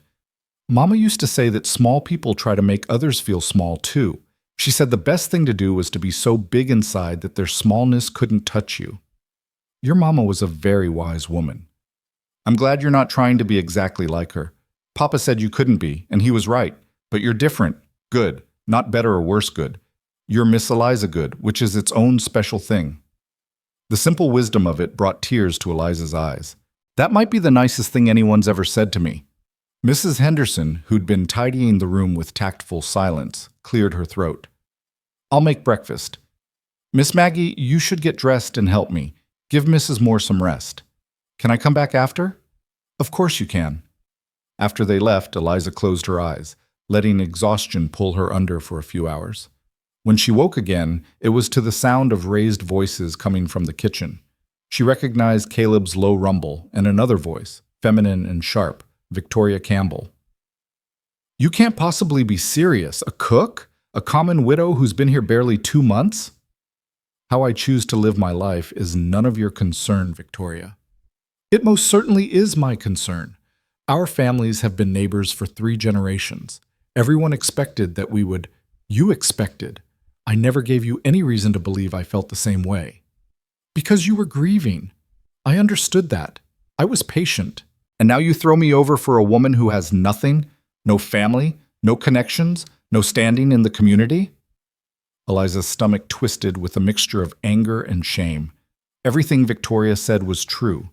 She had nothing to offer Caleb except herself. What right did she have to think that was enough?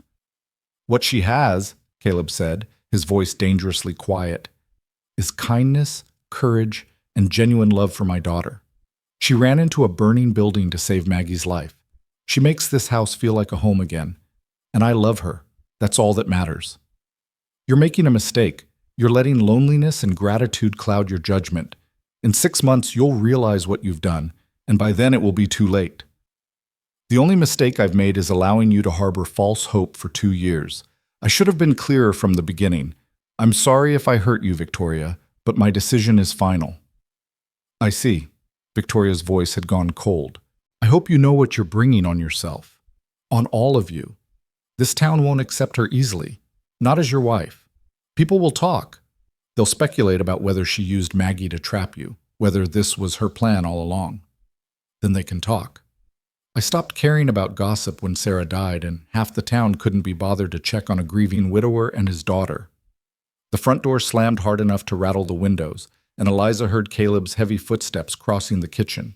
He appeared in her doorway, his face flushed with anger and something that looked like shame. You heard.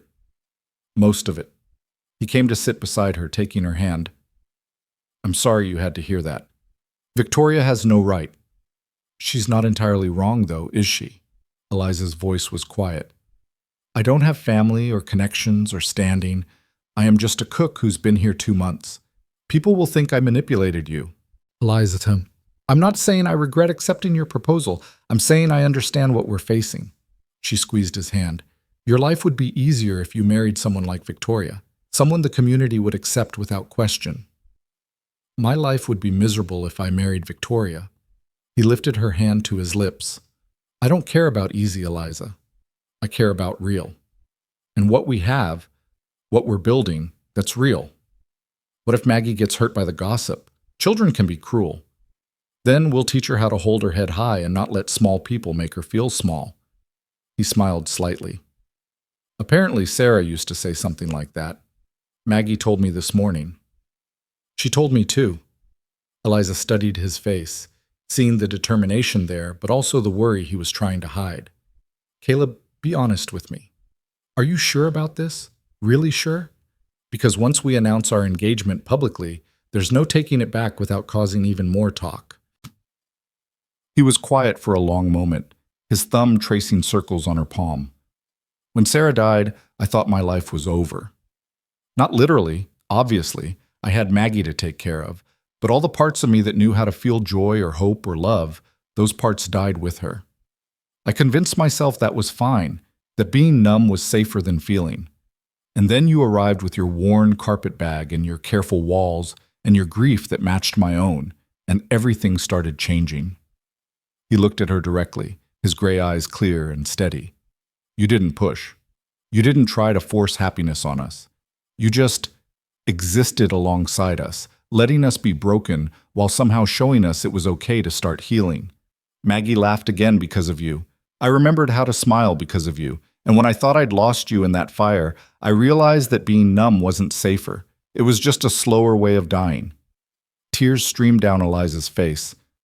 I feel the same way. You and Maggie gave me a reason to keep breathing when I thought I'd forgotten how. Then we're sure, both of us. Everything else, Victoria's anger, the town's gossip, all of it, we'll handle it together. He leaned forward carefully, kissing her with a tenderness that made her heart ache. I love you, Eliza Moore. Soon to be Eliza Rowan, and I'm not ashamed of that or apologetic about it. I love you too. Maggie appeared in the doorway, having clearly been eavesdropping. Are we still getting married? Miss Victoria didn't ruin it? Nothing could ruin it, Caleb assured her. Though maybe we should have the wedding sooner rather than later, before your Miss Eliza has time to come to her senses and realize she could do better. I'm not going anywhere, Eliza said firmly, though I would like to be able to stand on my own for the ceremony. How long did the doctor say? Another 3 weeks before I can move normally, 6 before the burns are fully healed. Then we'll wait 6 weeks. I want you to have the wedding you deserve, not one where you're in pain through the whole thing. But fate, it seemed, had other plans. 3 days later, as Eliza was finally able to sit up in a chair on the porch for more than an hour at a time, a rider came galloping up to the house in a cloud of dust. He swung down from his horse, his face urgent. Mr. Rowan, there's been an accident at the Campbell Ranch. Their barn roof collapsed. 3 men trapped. They're asking for help. Caleb was already moving, calling for the ranch hands, organizing a rescue party. He paused at Eliza's chair, bending to kiss her forehead. I have to go. Whatever our differences with Victoria, those men need help. Of course, be careful. Always. He looked at Maggie, who'd come running at the commotion. You stay here with Miss Eliza and Mrs. Henderson. Mind what they tell you. He was gone within minutes, along with most of the ranch hands, leaving the property eerily quiet. Mrs. Henderson brought Eliza tea and fresh bandages, muttering about men and their dangerous heroics, but Eliza could see the worry in her eyes, too. The afternoon dragged by with agonizing slowness. Maggie tried to read but couldn't focus, eventually abandoning her book to pace the porch. What if something happens to Papa? What if the roof isn't stable and it collapses more? Your father is very careful and very experienced. He'll be fine. But even as she said it, Eliza felt her own anxiety mounting. They'd just found each other, just committed to a future together. The universe couldn't be cruel enough to tear them apart now, could it? It was nearly dinner time when the sound of horses announced the rescue party's return. Eliza struggled to her feet, ignoring the pull of her injuries as Caleb dismounted and strode toward the porch. He was covered in dust and what looked like dried blood, but he was whole and walking and alive. Thank goodness, Eliza breathed as he took the porch steps 2 at a time. We got them all out, 2 with broken bones, 1 with a concussion, but they'll all live. He pulled her carefully into his arms. Ruth Campbell was there. She saw how hard we worked to save those men despite everything. When we were leaving, she pulled me aside. What did she say? She apologized, said she'd been pushing Victoria toward me because she thought it was what I needed. But seeing me today, seeing how driven I was to help even after Victoria's behavior, made her realize I was already living the life I wanted. And she said, he paused, something like wonder in his voice. She said Sarah would have approved of you, that Sarah always believed love could find us more than once if we were brave enough to accept it. Eliza felt her knees weaken, and Caleb steadied her, guiding her back to the chair. She really said that? She did. And she said she'd make sure the other ranching families knew that our marriage had her blessing. Ruth Campbell's word carries weight in this county. It won't stop all the gossip, but it'll help. Maggie, who'd been watching wide-eyed, suddenly threw her arms around both of them. See? Everything's working out. It's like Mama's watching over us and making things okay. Caleb met Eliza's eyes over his daughter's head, and she saw her own thoughts reflected there. Maybe Sarah was watching over them. Or maybe they'd just been blessed with the courage to fight for their happiness despite the obstacles. Either way, they were building something good here, something worth protecting. That evening, after Maggie was asleep and Mrs. Henderson had retired to her room, Caleb sat beside Eliza's bed and pulled a small wooden box from his pocket. I found this today while I was looking for rope in the storage shed. I'd forgotten it was there. He opened the box to reveal a delicate silver locket on a thin chain. Inside was a tiny painting, a miniature portrait of a woman with dark hair and kind eyes. Sarah. She wore this every day until she got too sick to care about jewelry anymore. I put it away after she died because I couldn't bear to look at it. His voice was rough.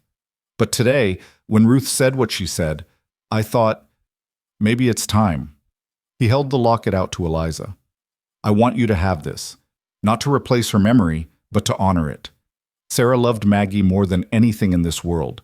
If she could see how much you love our daughter, how well you care for her, she'd want you to have this. A way of passing the torch, so to speak. Eliza took the locket with trembling hands. Caleb, are you sure? This is so personal. I'm sure. You're not erasing Sarah by loving us. You're continuing what she started, building a family full of love and laughter. That's what she would have wanted. He fastened the chain around Eliza's neck. Besides, I talked to Maggie about it. She thinks it's perfect. She said it means both her mothers are close to her heart now. The tears came then, flowing freely, and Caleb held her while she cried, for Sarah, for Thomas, for all the loss and pain that had brought them to this moment, and for the unexpected joy of finding love again when she'd thought that part of her life was over. I'll honor her memory, Eliza whispered. I'll make sure Maggie never forgets her. I know you will. That's why I love you. The weeks that followed brought a new rhythm to their lives. As Eliza healed, she began taking on more of her old duties, though Caleb and Mrs. Henderson conspired to keep her from overdoing it. She'd find chairs mysteriously placed near work surfaces so she could sit while cooking. Heavy tasks would be completed before she could attempt them. Maggie became her shadow again, helping with everything and chattering constantly about the wedding. Can I have a new dress? A blue one like the sky? Of course you can. And can we have a cake? A really big cake with flowers made of frosting? Whatever kind of cake you want, sweetheart. And will I get to call you Mama, or should I still call you Miss Eliza? Eliza set down the potato she'd been peeling and pulled Maggie into her lap, careful of her still healing back. You can call me whatever feels right to you. If you want to call me Mama, I would be honored. If you want to keep calling me Miss Eliza, that's perfectly fine too. And if you want to call me something completely different, we can figure that out together. Maggie thought about this seriously. I think Mama Eliza. Because you're going to be my mama, but you're also you. Not my first mama, but my second mama. Is that okay? That's more than okay. That's perfect. The child beamed. Papa's going to be so happy. He told me yesterday that getting married to you was like the sun coming back after a long winter. He said you make everything warm again. Did he now? Eliza felt her cheeks heat. He did. He also said, I'm not supposed to tell you that because it's embarrassing, but I think you should know. Maggie grinned impishly. He talks about you a lot when you're not around, about how brave you are and how pretty you look in the morning light and how your laugh sounds like music. Maggie Rowan, are you spying on your father? Not spying, just paying attention. She hopped off Eliza's lap. I'm going to go tell him you're almost done with dinner, and that I told you all the mushy things he said. He'll turn really red, and it'll be funny. She scampered off before Eliza could stop her, leaving her shaking her head and smiling. This child, this beautiful, brave, impossibly perceptive child, had stolen her heart as completely as her father had. That evening, true to Maggie's prediction, Caleb did turn red when his daughter gleefully reported her eavesdropping. You're supposed to keep secrets, not broadcast them. But they're such good secrets. Why would I keep them quiet? Because your papa has a reputation to maintain, he said, trying and failing to look stern. I can't have people thinking I'm soft. You are soft, Maggie informed him. On the inside, where it counts. Mama Eliza says the strongest people are the ones who let themselves be soft with the people they love. Caleb's eyes found Eliza's across the table. Mama Eliza? If that's all right with you, it's more than all right. His voice was thick with emotion. It's perfect. The final 3 weeks before the wedding passed in a blur of preparation and healing. Eliza's back slowly knit itself back together, the burns fading from angry red to pink to pale silver scars that the doctor assured her would continue to fade with time. She was able to stand for longer periods, to move without constant pain, to begin reclaiming her life. The town dressmaker came to the ranch to fit Eliza for a wedding dress. A simple affair in cream-colored silk that wouldn't have been appropriate for a first wedding, but was perfect for a widow remarrying. Maggie got her blue dress, along with new ribbons for her hair and new shoes that she insisted on wearing everywhere, even to bed. Ruth Campbell made good on her word, spreading news of the engagement with such enthusiasm that it became difficult for the other ranching families to object without looking churlish. A few still did, of course.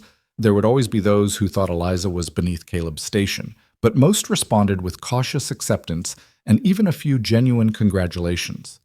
Victoria Campbell did not attend or respond to the invitation, and Eliza found she didn't care. Some people would never be happy for others' joy, and that was their burden to carry, not hers. The night before the wedding, Eliza sat in her small room off the kitchen, running her fingers over the wedding dress hanging on the door. Tomorrow she would marry Caleb Rowan. Tomorrow she would officially become Maggie's mother. Tomorrow she would step into a future she'd never imagined when she'd arrived at this ranch 6 months ago, desperate and alone. A soft knock made her turn. Caleb stood in the doorway, looking uncertain. "I know it's bad luck to see each other the night before, but I needed to tell you something. Come in." He closed the door behind him and crossed to where she sat, taking her hands in his. "I've been thinking about what Victoria said, about whether I'm making a mistake, whether this is really love or just gratitude and loneliness." Eliza's heart stuttered. And I know the difference. I love Sarah desperately, completely, with the passion of youth and first love. What I feel for you is different. It's deeper, quieter, built on understanding and shared grief, and the conscious choice to open my heart again, despite knowing how much it can hurt to lose someone. He cupped her face in his hands. "I'm not confusing gratitude with love, Eliza. I'm grateful to you, yes, but I also love you.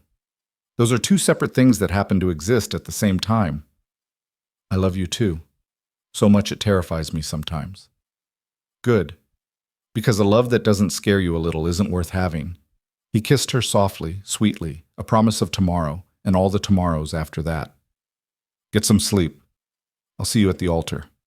After he left, Eliza lay in the darkness, touching the locket that held Sarah's picture, and whispered into the quiet, "Thank you for loving them first, for showing them what family means. I promise I'll take care of them. I promise I'll make them happy, and I promise I'll never let Maggie forget you." There was no answer, of course, but somehow Eliza felt at peace. The past and the future could coexist. Love could be both old and new. And hearts that had been broken could heal and love again, not despite their scars, but because of them. Tomorrow, she would become Eliza Rowan. Tomorrow, she would step into the future she'd fought so hard to deserve. But tonight, she was still Eliza Moore, widow and survivor, taking one last moment to honor everything she'd been before embracing everything she was about to become. And she was ready. Morning arrived with a sky so blue it looked painted, the kind of perfect late summer day that made everything feel possible. Eliza woke to the sound of birds singing and Maggie's excited whisper just outside her door. "Is she awake yet? Can I go in?" "Give her a few more minutes, sweetheart," Mrs. Henderson's voice replied. "It's her wedding day. Let her have a moment of peace before the chaos begins." But Eliza was already smiling, already sitting up despite the lingering stiffness in her back. "You can come in, Maggie." The door burst open and Maggie flew in, still in her nightgown, her dark hair wild around her face. "It's today. You're getting married today. Are you nervous?" "Papa's nervous." He knocked over his shaving mug and said a bad word that I'm not supposed to repeat. "I'm not nervous," Eliza said, realizing as she spoke that it was true. She'd been nervous before marrying Thomas, terrified of disappointing him or failing at being a wife. But this felt different, like coming home after a long journey, natural and right, and meant to be. "I'm excited and happy, and maybe a little bit scared, but the good kind of scared. The kind where your stomach feels all fluttery, but in a nice way. Exactly that kind." Maggie climbed onto the bed, bouncing slightly. "I helped Papa pick flowers this morning. We got wildflowers from the meadow, purple and yellow and white ones. He said Mama Sarah always liked wildflowers better than fancy roses because they were honest. What does that mean? Eliza pulled Maggie close, breathing in the sunshine smell of her hair. It means they grow where they want to grow, without anyone telling them to. They're beautiful just by being themselves. Like you and Papa. You didn't try to be fancy or different. You just were yourselves, and that's why you fit together. The wisdom of children never ceased to amaze her. That's exactly right, sweetheart. Mrs. Henderson appeared with breakfast on a tray. Fresh bread, eggs, berries, and coffee, so strong it could wake the dead. Eat! You'll need your strength. The ceremony's at 2 o'clock, and we've got a lot to do before then. The next few hours passed in a flurry of activity. Eliza bathed with Maggie's help, the girl chattering nonstop about who was coming and what food would be served, and whether Eliza thought the new barn would be finished by winter. Mrs. Henderson brushed and pinned Eliza's hair into an elegant twist, weaving in some of the wildflowers Caleb had picked. The cream silk dress slid over her shoulders like water, and when Eliza looked in the small mirror, she barely recognized herself. The woman looking back at her was radiant, her cheeks flushed with color, her eyes bright with joy. The grief that had haunted her for so long was still there. She could see it in the set of her mouth, the shadows behind her smile, but it no longer defined her. She was more than her loss now. She was a woman who'd survived and chosen to live fully again. You look like a princess, Maggie breathed, resplendent in her own blue dress with ribbons threaded through her braids. Papa's going to cry when he sees you. Your papa doesn't cry. He does now. I saw him crying last week when he thought no one was looking. Happy crying, though. The kind that means your heart's so full it has to leak out through your eyes. Eliza knelt carefully in front of Maggie, taking her small hands. Are you happy about this? Really, truly happy? Because if you have any doubts or worries, you can tell me. This is a big change for all of us. Maggie's face grew serious. I loved Mama. I'll always love Mama. But she's gone, and you're here, and you make Papa smile again. You make our house feel like a home instead of just a place where we sleep. And you saved my life even though you could have died. Her voice dropped to a whisper. I think Mama would want Papa to marry you. I think she'd be happy that we're not sad all the time anymore. Come here. Eliza pulled her into a fierce hug, feeling tears prick her eyes. I promise I will always honor your Mama's memory. I promise I'll tell you stories about her when you're older and help you remember all the ways she loved you. And I promise that loving me doesn't mean you're being disloyal to her. Hearts are big enough for all kinds of love. I know, that's what Papa said too. Maggie pulled back, her face wet but smiling. We're going to be okay, aren't we? All three of us together? We're going to be better than okay. We're going to be happy. A knock on the door announced Ruth Campbell's arrival, surprising Eliza. The older woman stood in the doorway holding a wrapped package, her expression softer than Eliza had ever seen it. May I come in? I won't stay long. Of course. Ruth entered, her eyes taking in Eliza's appearance with an approving nod. You look lovely, my dear. Sarah would have approved. She held out the package. I brought you something. A wedding gift, but also an apology for my daughter's behavior and my own part in encouraging her expectations. Eliza unwrapped the package to find a beautiful shawl, delicately embroidered with flowers and birds. Mrs. Campbell, this is too much. It belonged to my mother. She wore it on her wedding day, and I wore it on mine.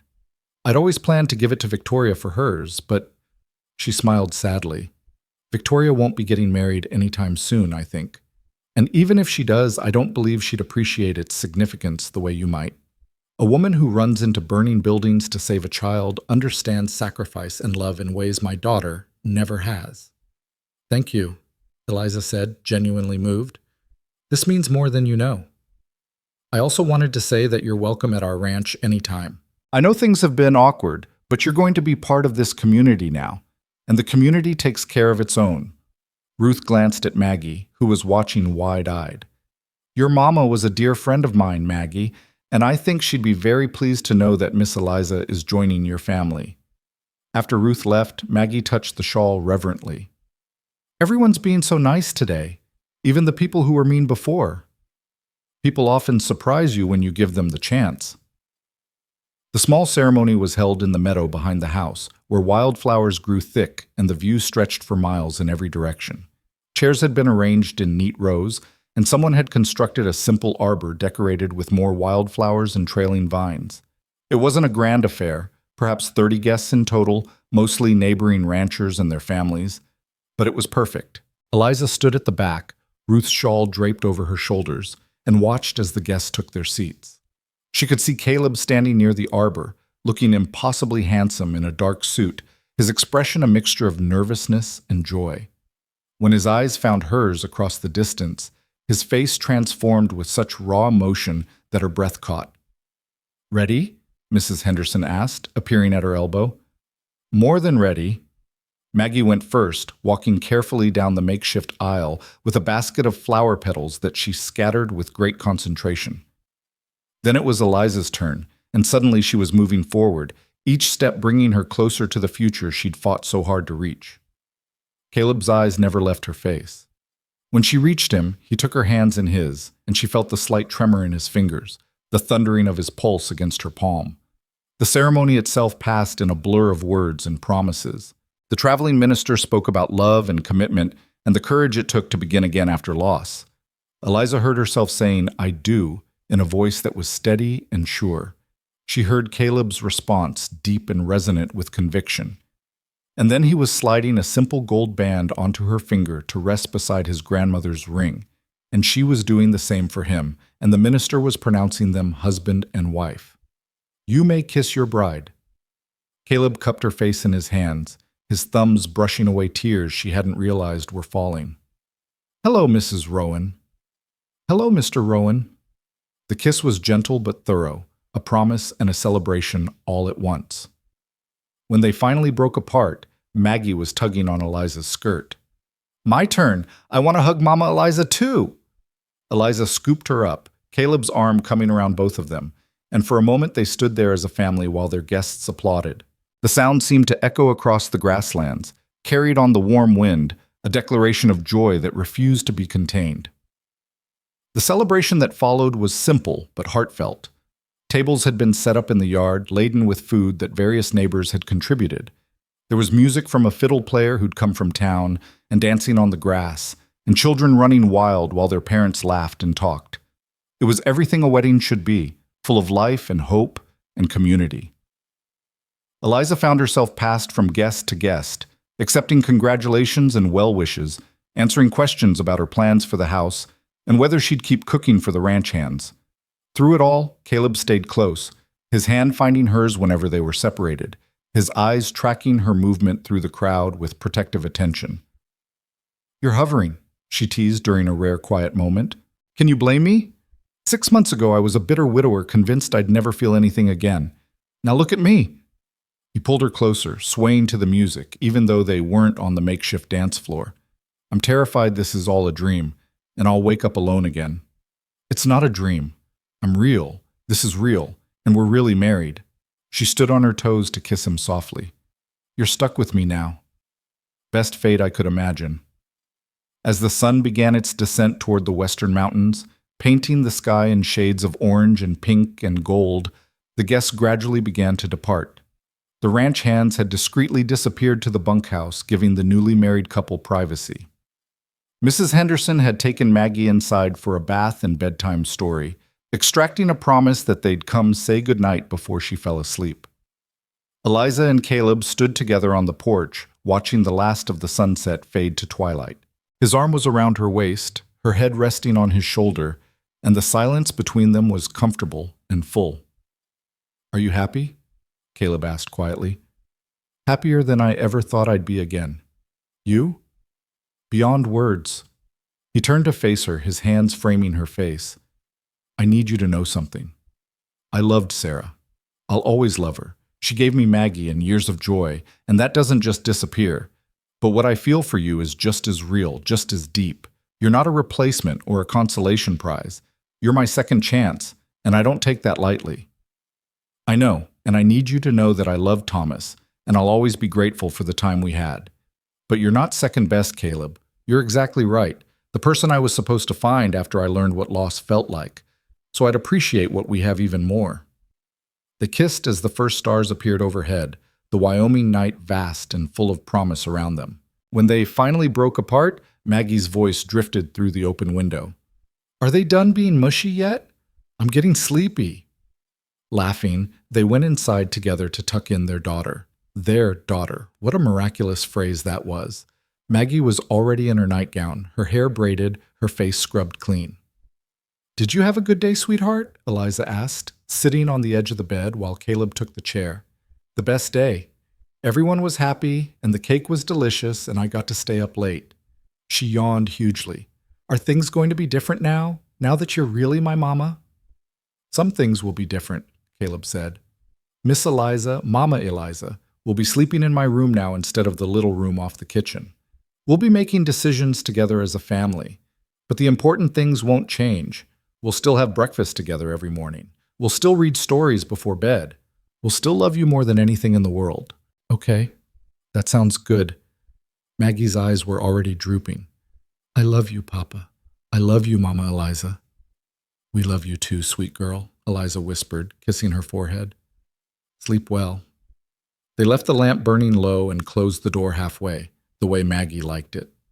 In the hallway, Caleb took Eliza's hand and led her toward the master bedroom. Their bedroom now, she realized with a flutter of nerves and anticipation. The room had been transformed since the last time she'd seen it. Fresh linens on the bed, wildflowers in a vase on the dresser, candles casting soft light across the walls. Someone, probably Mrs. Henderson, had thought of everything. "I'm nervous," Eliza admitted. "Isn't that silly? We're married. I shouldn't be nervous." "I'm nervous too." Caleb closed the door behind them, his back against it, his eyes never leaving her face. "This room was Sarah's domain for so long. I haven't changed anything since she died. Until today, that is. Mrs. Henderson helped me pack away Sarah's things this morning, not throwing them out, just storing them for when Maggie's older and might want them. I wanted this to be our space. Fresh start. That must have been hard. It was. But it was also right. Time to stop living in a shrine to the past and start building our future."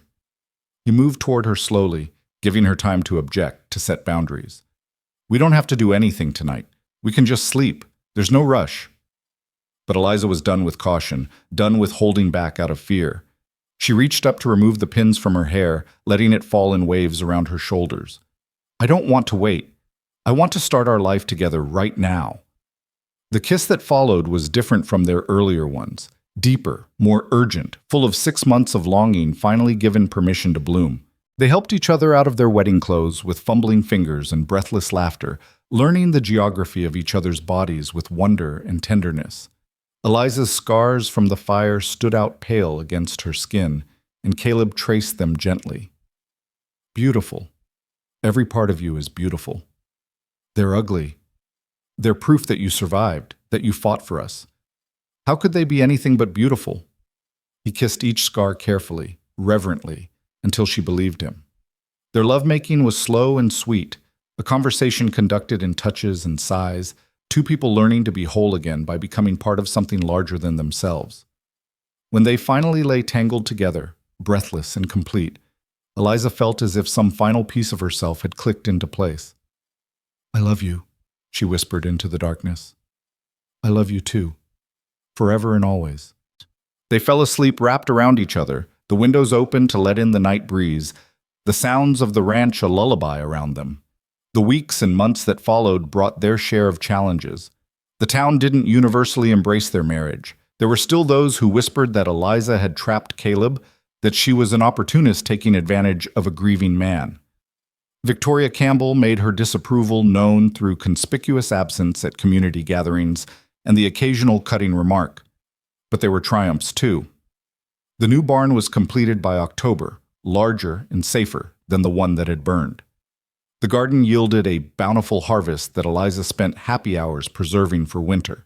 Maggie thrived under the love of two parents, her nightmares about abandonment gradually fading as security took root. On a crisp November morning, Eliza realized her monthly courses were late. She said nothing at first, afraid to hope, but when another week passed, she confided in Mrs. Henderson. "Could be nothing. Could be stress or your body still healing from the burns," the older woman said. "Or it could be a baby. How would you feel about that? Terrified, excited, all of the above. Eliza pressed a hand to her still flat stomach. We haven't talked about more children. Caleb might not want. That man would be over the moon, but you should tell him soon. These things have a way of showing themselves. She chose that evening after Maggie was asleep and they were sitting together in front of the fire. Her hands were shaking as she took his. I need to tell you something. I'm not certain yet, but I think I might be. The words wouldn't come. Caleb's eyes went wide. Are you pregnant? Maybe. Probably. I think so. For a moment he just stared at her, his expression unreadable. Then joy broke across his face like sunrise. Truly? Truly. Are you happy about it? I know we didn't plan. He silenced her with a kiss that left no doubt about his feelings. Happy doesn't begin to cover it. Another child. Our child. Eliza, do you know what this means? What? It means life is starting over. Really starting over. Not just going through the motions or trying to recapture what was lost, but genuinely building something new. He placed his hand over hers on her stomach. When do you think? Early summer, if I'm right about when it happened. Maggie's going to lose her mind with excitement. They told her the next morning at breakfast, and Caleb's prediction proved accurate. Maggie shrieked with joy, bouncing in her chair, asking a million questions about names and whether it would be a boy or girl, and when she could tell her friends at school. Can we name it Sarah if it's a girl, after Mama? Eliza and Caleb exchanged glances. How would you feel about Sarah as a middle name? Eliza suggested. That way the baby would carry your mama's name, but also have their own identity. Maggie considered this seriously. That's good. And if it's a boy, can his middle name be Thomas? After your husband who died?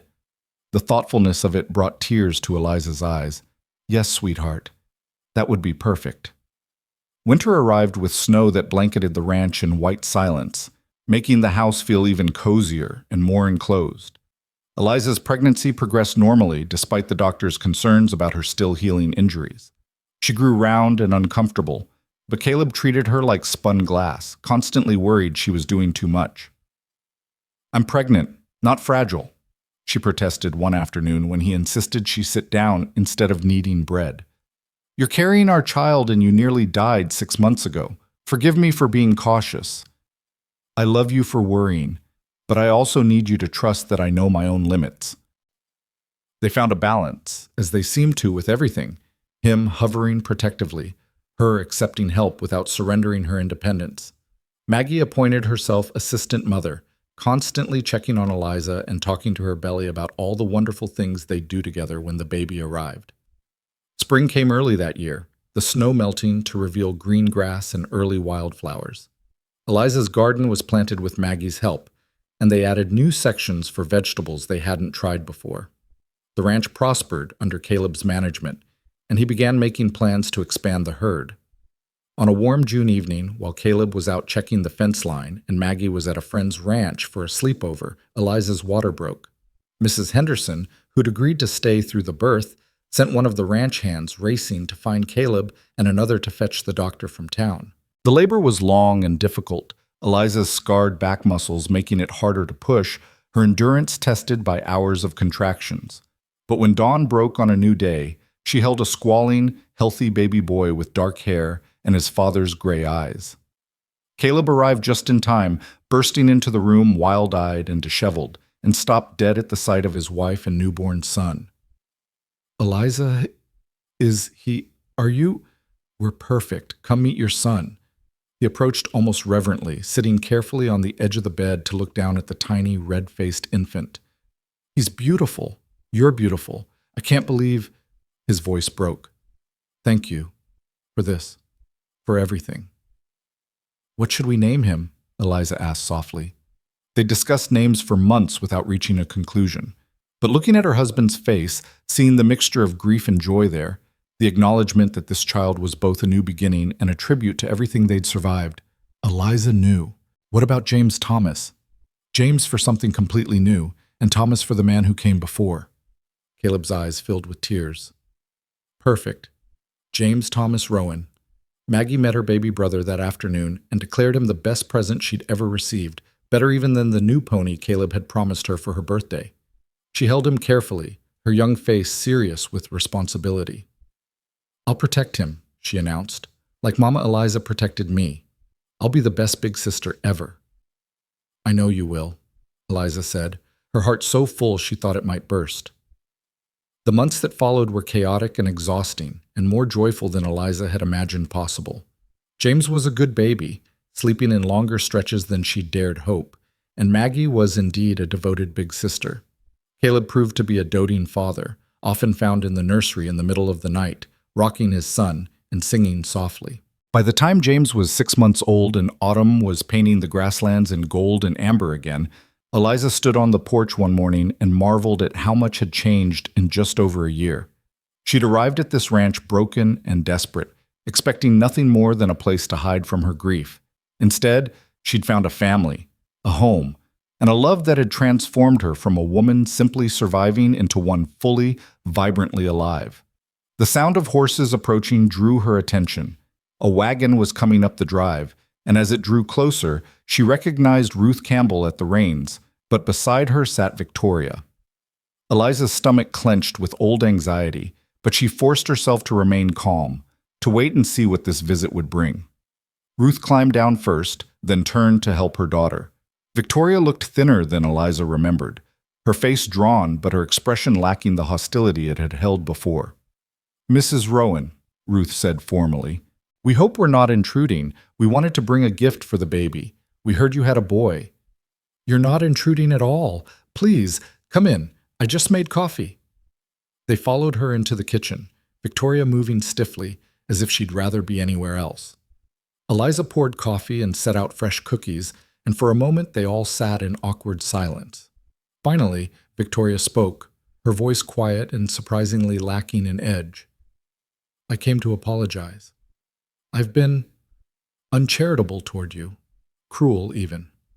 I convinced myself you were stealing something that belonged to me, but the truth is, Caleb was never mine to lose." She looked up, meeting Eliza's eyes directly. "I've spent the past year nursing my bitterness, and it's made me miserable. Mother finally made me see that the only person my anger was hurting was myself." "I appreciate you saying that," Eliza said carefully. "It took courage to come here. I also wanted to say that I see now what Caleb saw in you. You're good for him. Good for Maggie. This house is alive in a way it hasn't been since Sarah died." Victoria smiled, and it was genuine if a bit sad. "I hope we can be civil to each other at least. For the community's sake, if nothing else." "I'd like that." After they left, Eliza stood in the kitchen, Ruth's gift, a beautiful hand-knitted baby blanket, in her hands, and felt something release in her chest. Forgiveness wasn't weakness, she realized. It was strength. The ability to let go of old hurts and move forward was what allowed life to continue, to grow, to flourish. That evening, with Maggie helping her make dinner and James cooing in his cradle and Caleb due home any minute, Eliza looked around the kitchen that had become her kingdom and felt profound gratitude. This wasn't the life she'd imagined when she was young and naive and thought she had everything figured out. It was better, deeper, richer, earned through struggle and loss and the courage to keep hoping even when hope seemed foolish. The front door opened and Caleb's voice called out, "Something smells amazing!" Maggie abandoned the potatoes she'd been peeling and ran to greet him. "Papa, guess what? Mama Eliza let me crack the eggs all by myself and I only got a tiny bit of shell in them." "That's my girl. Where's your brother?"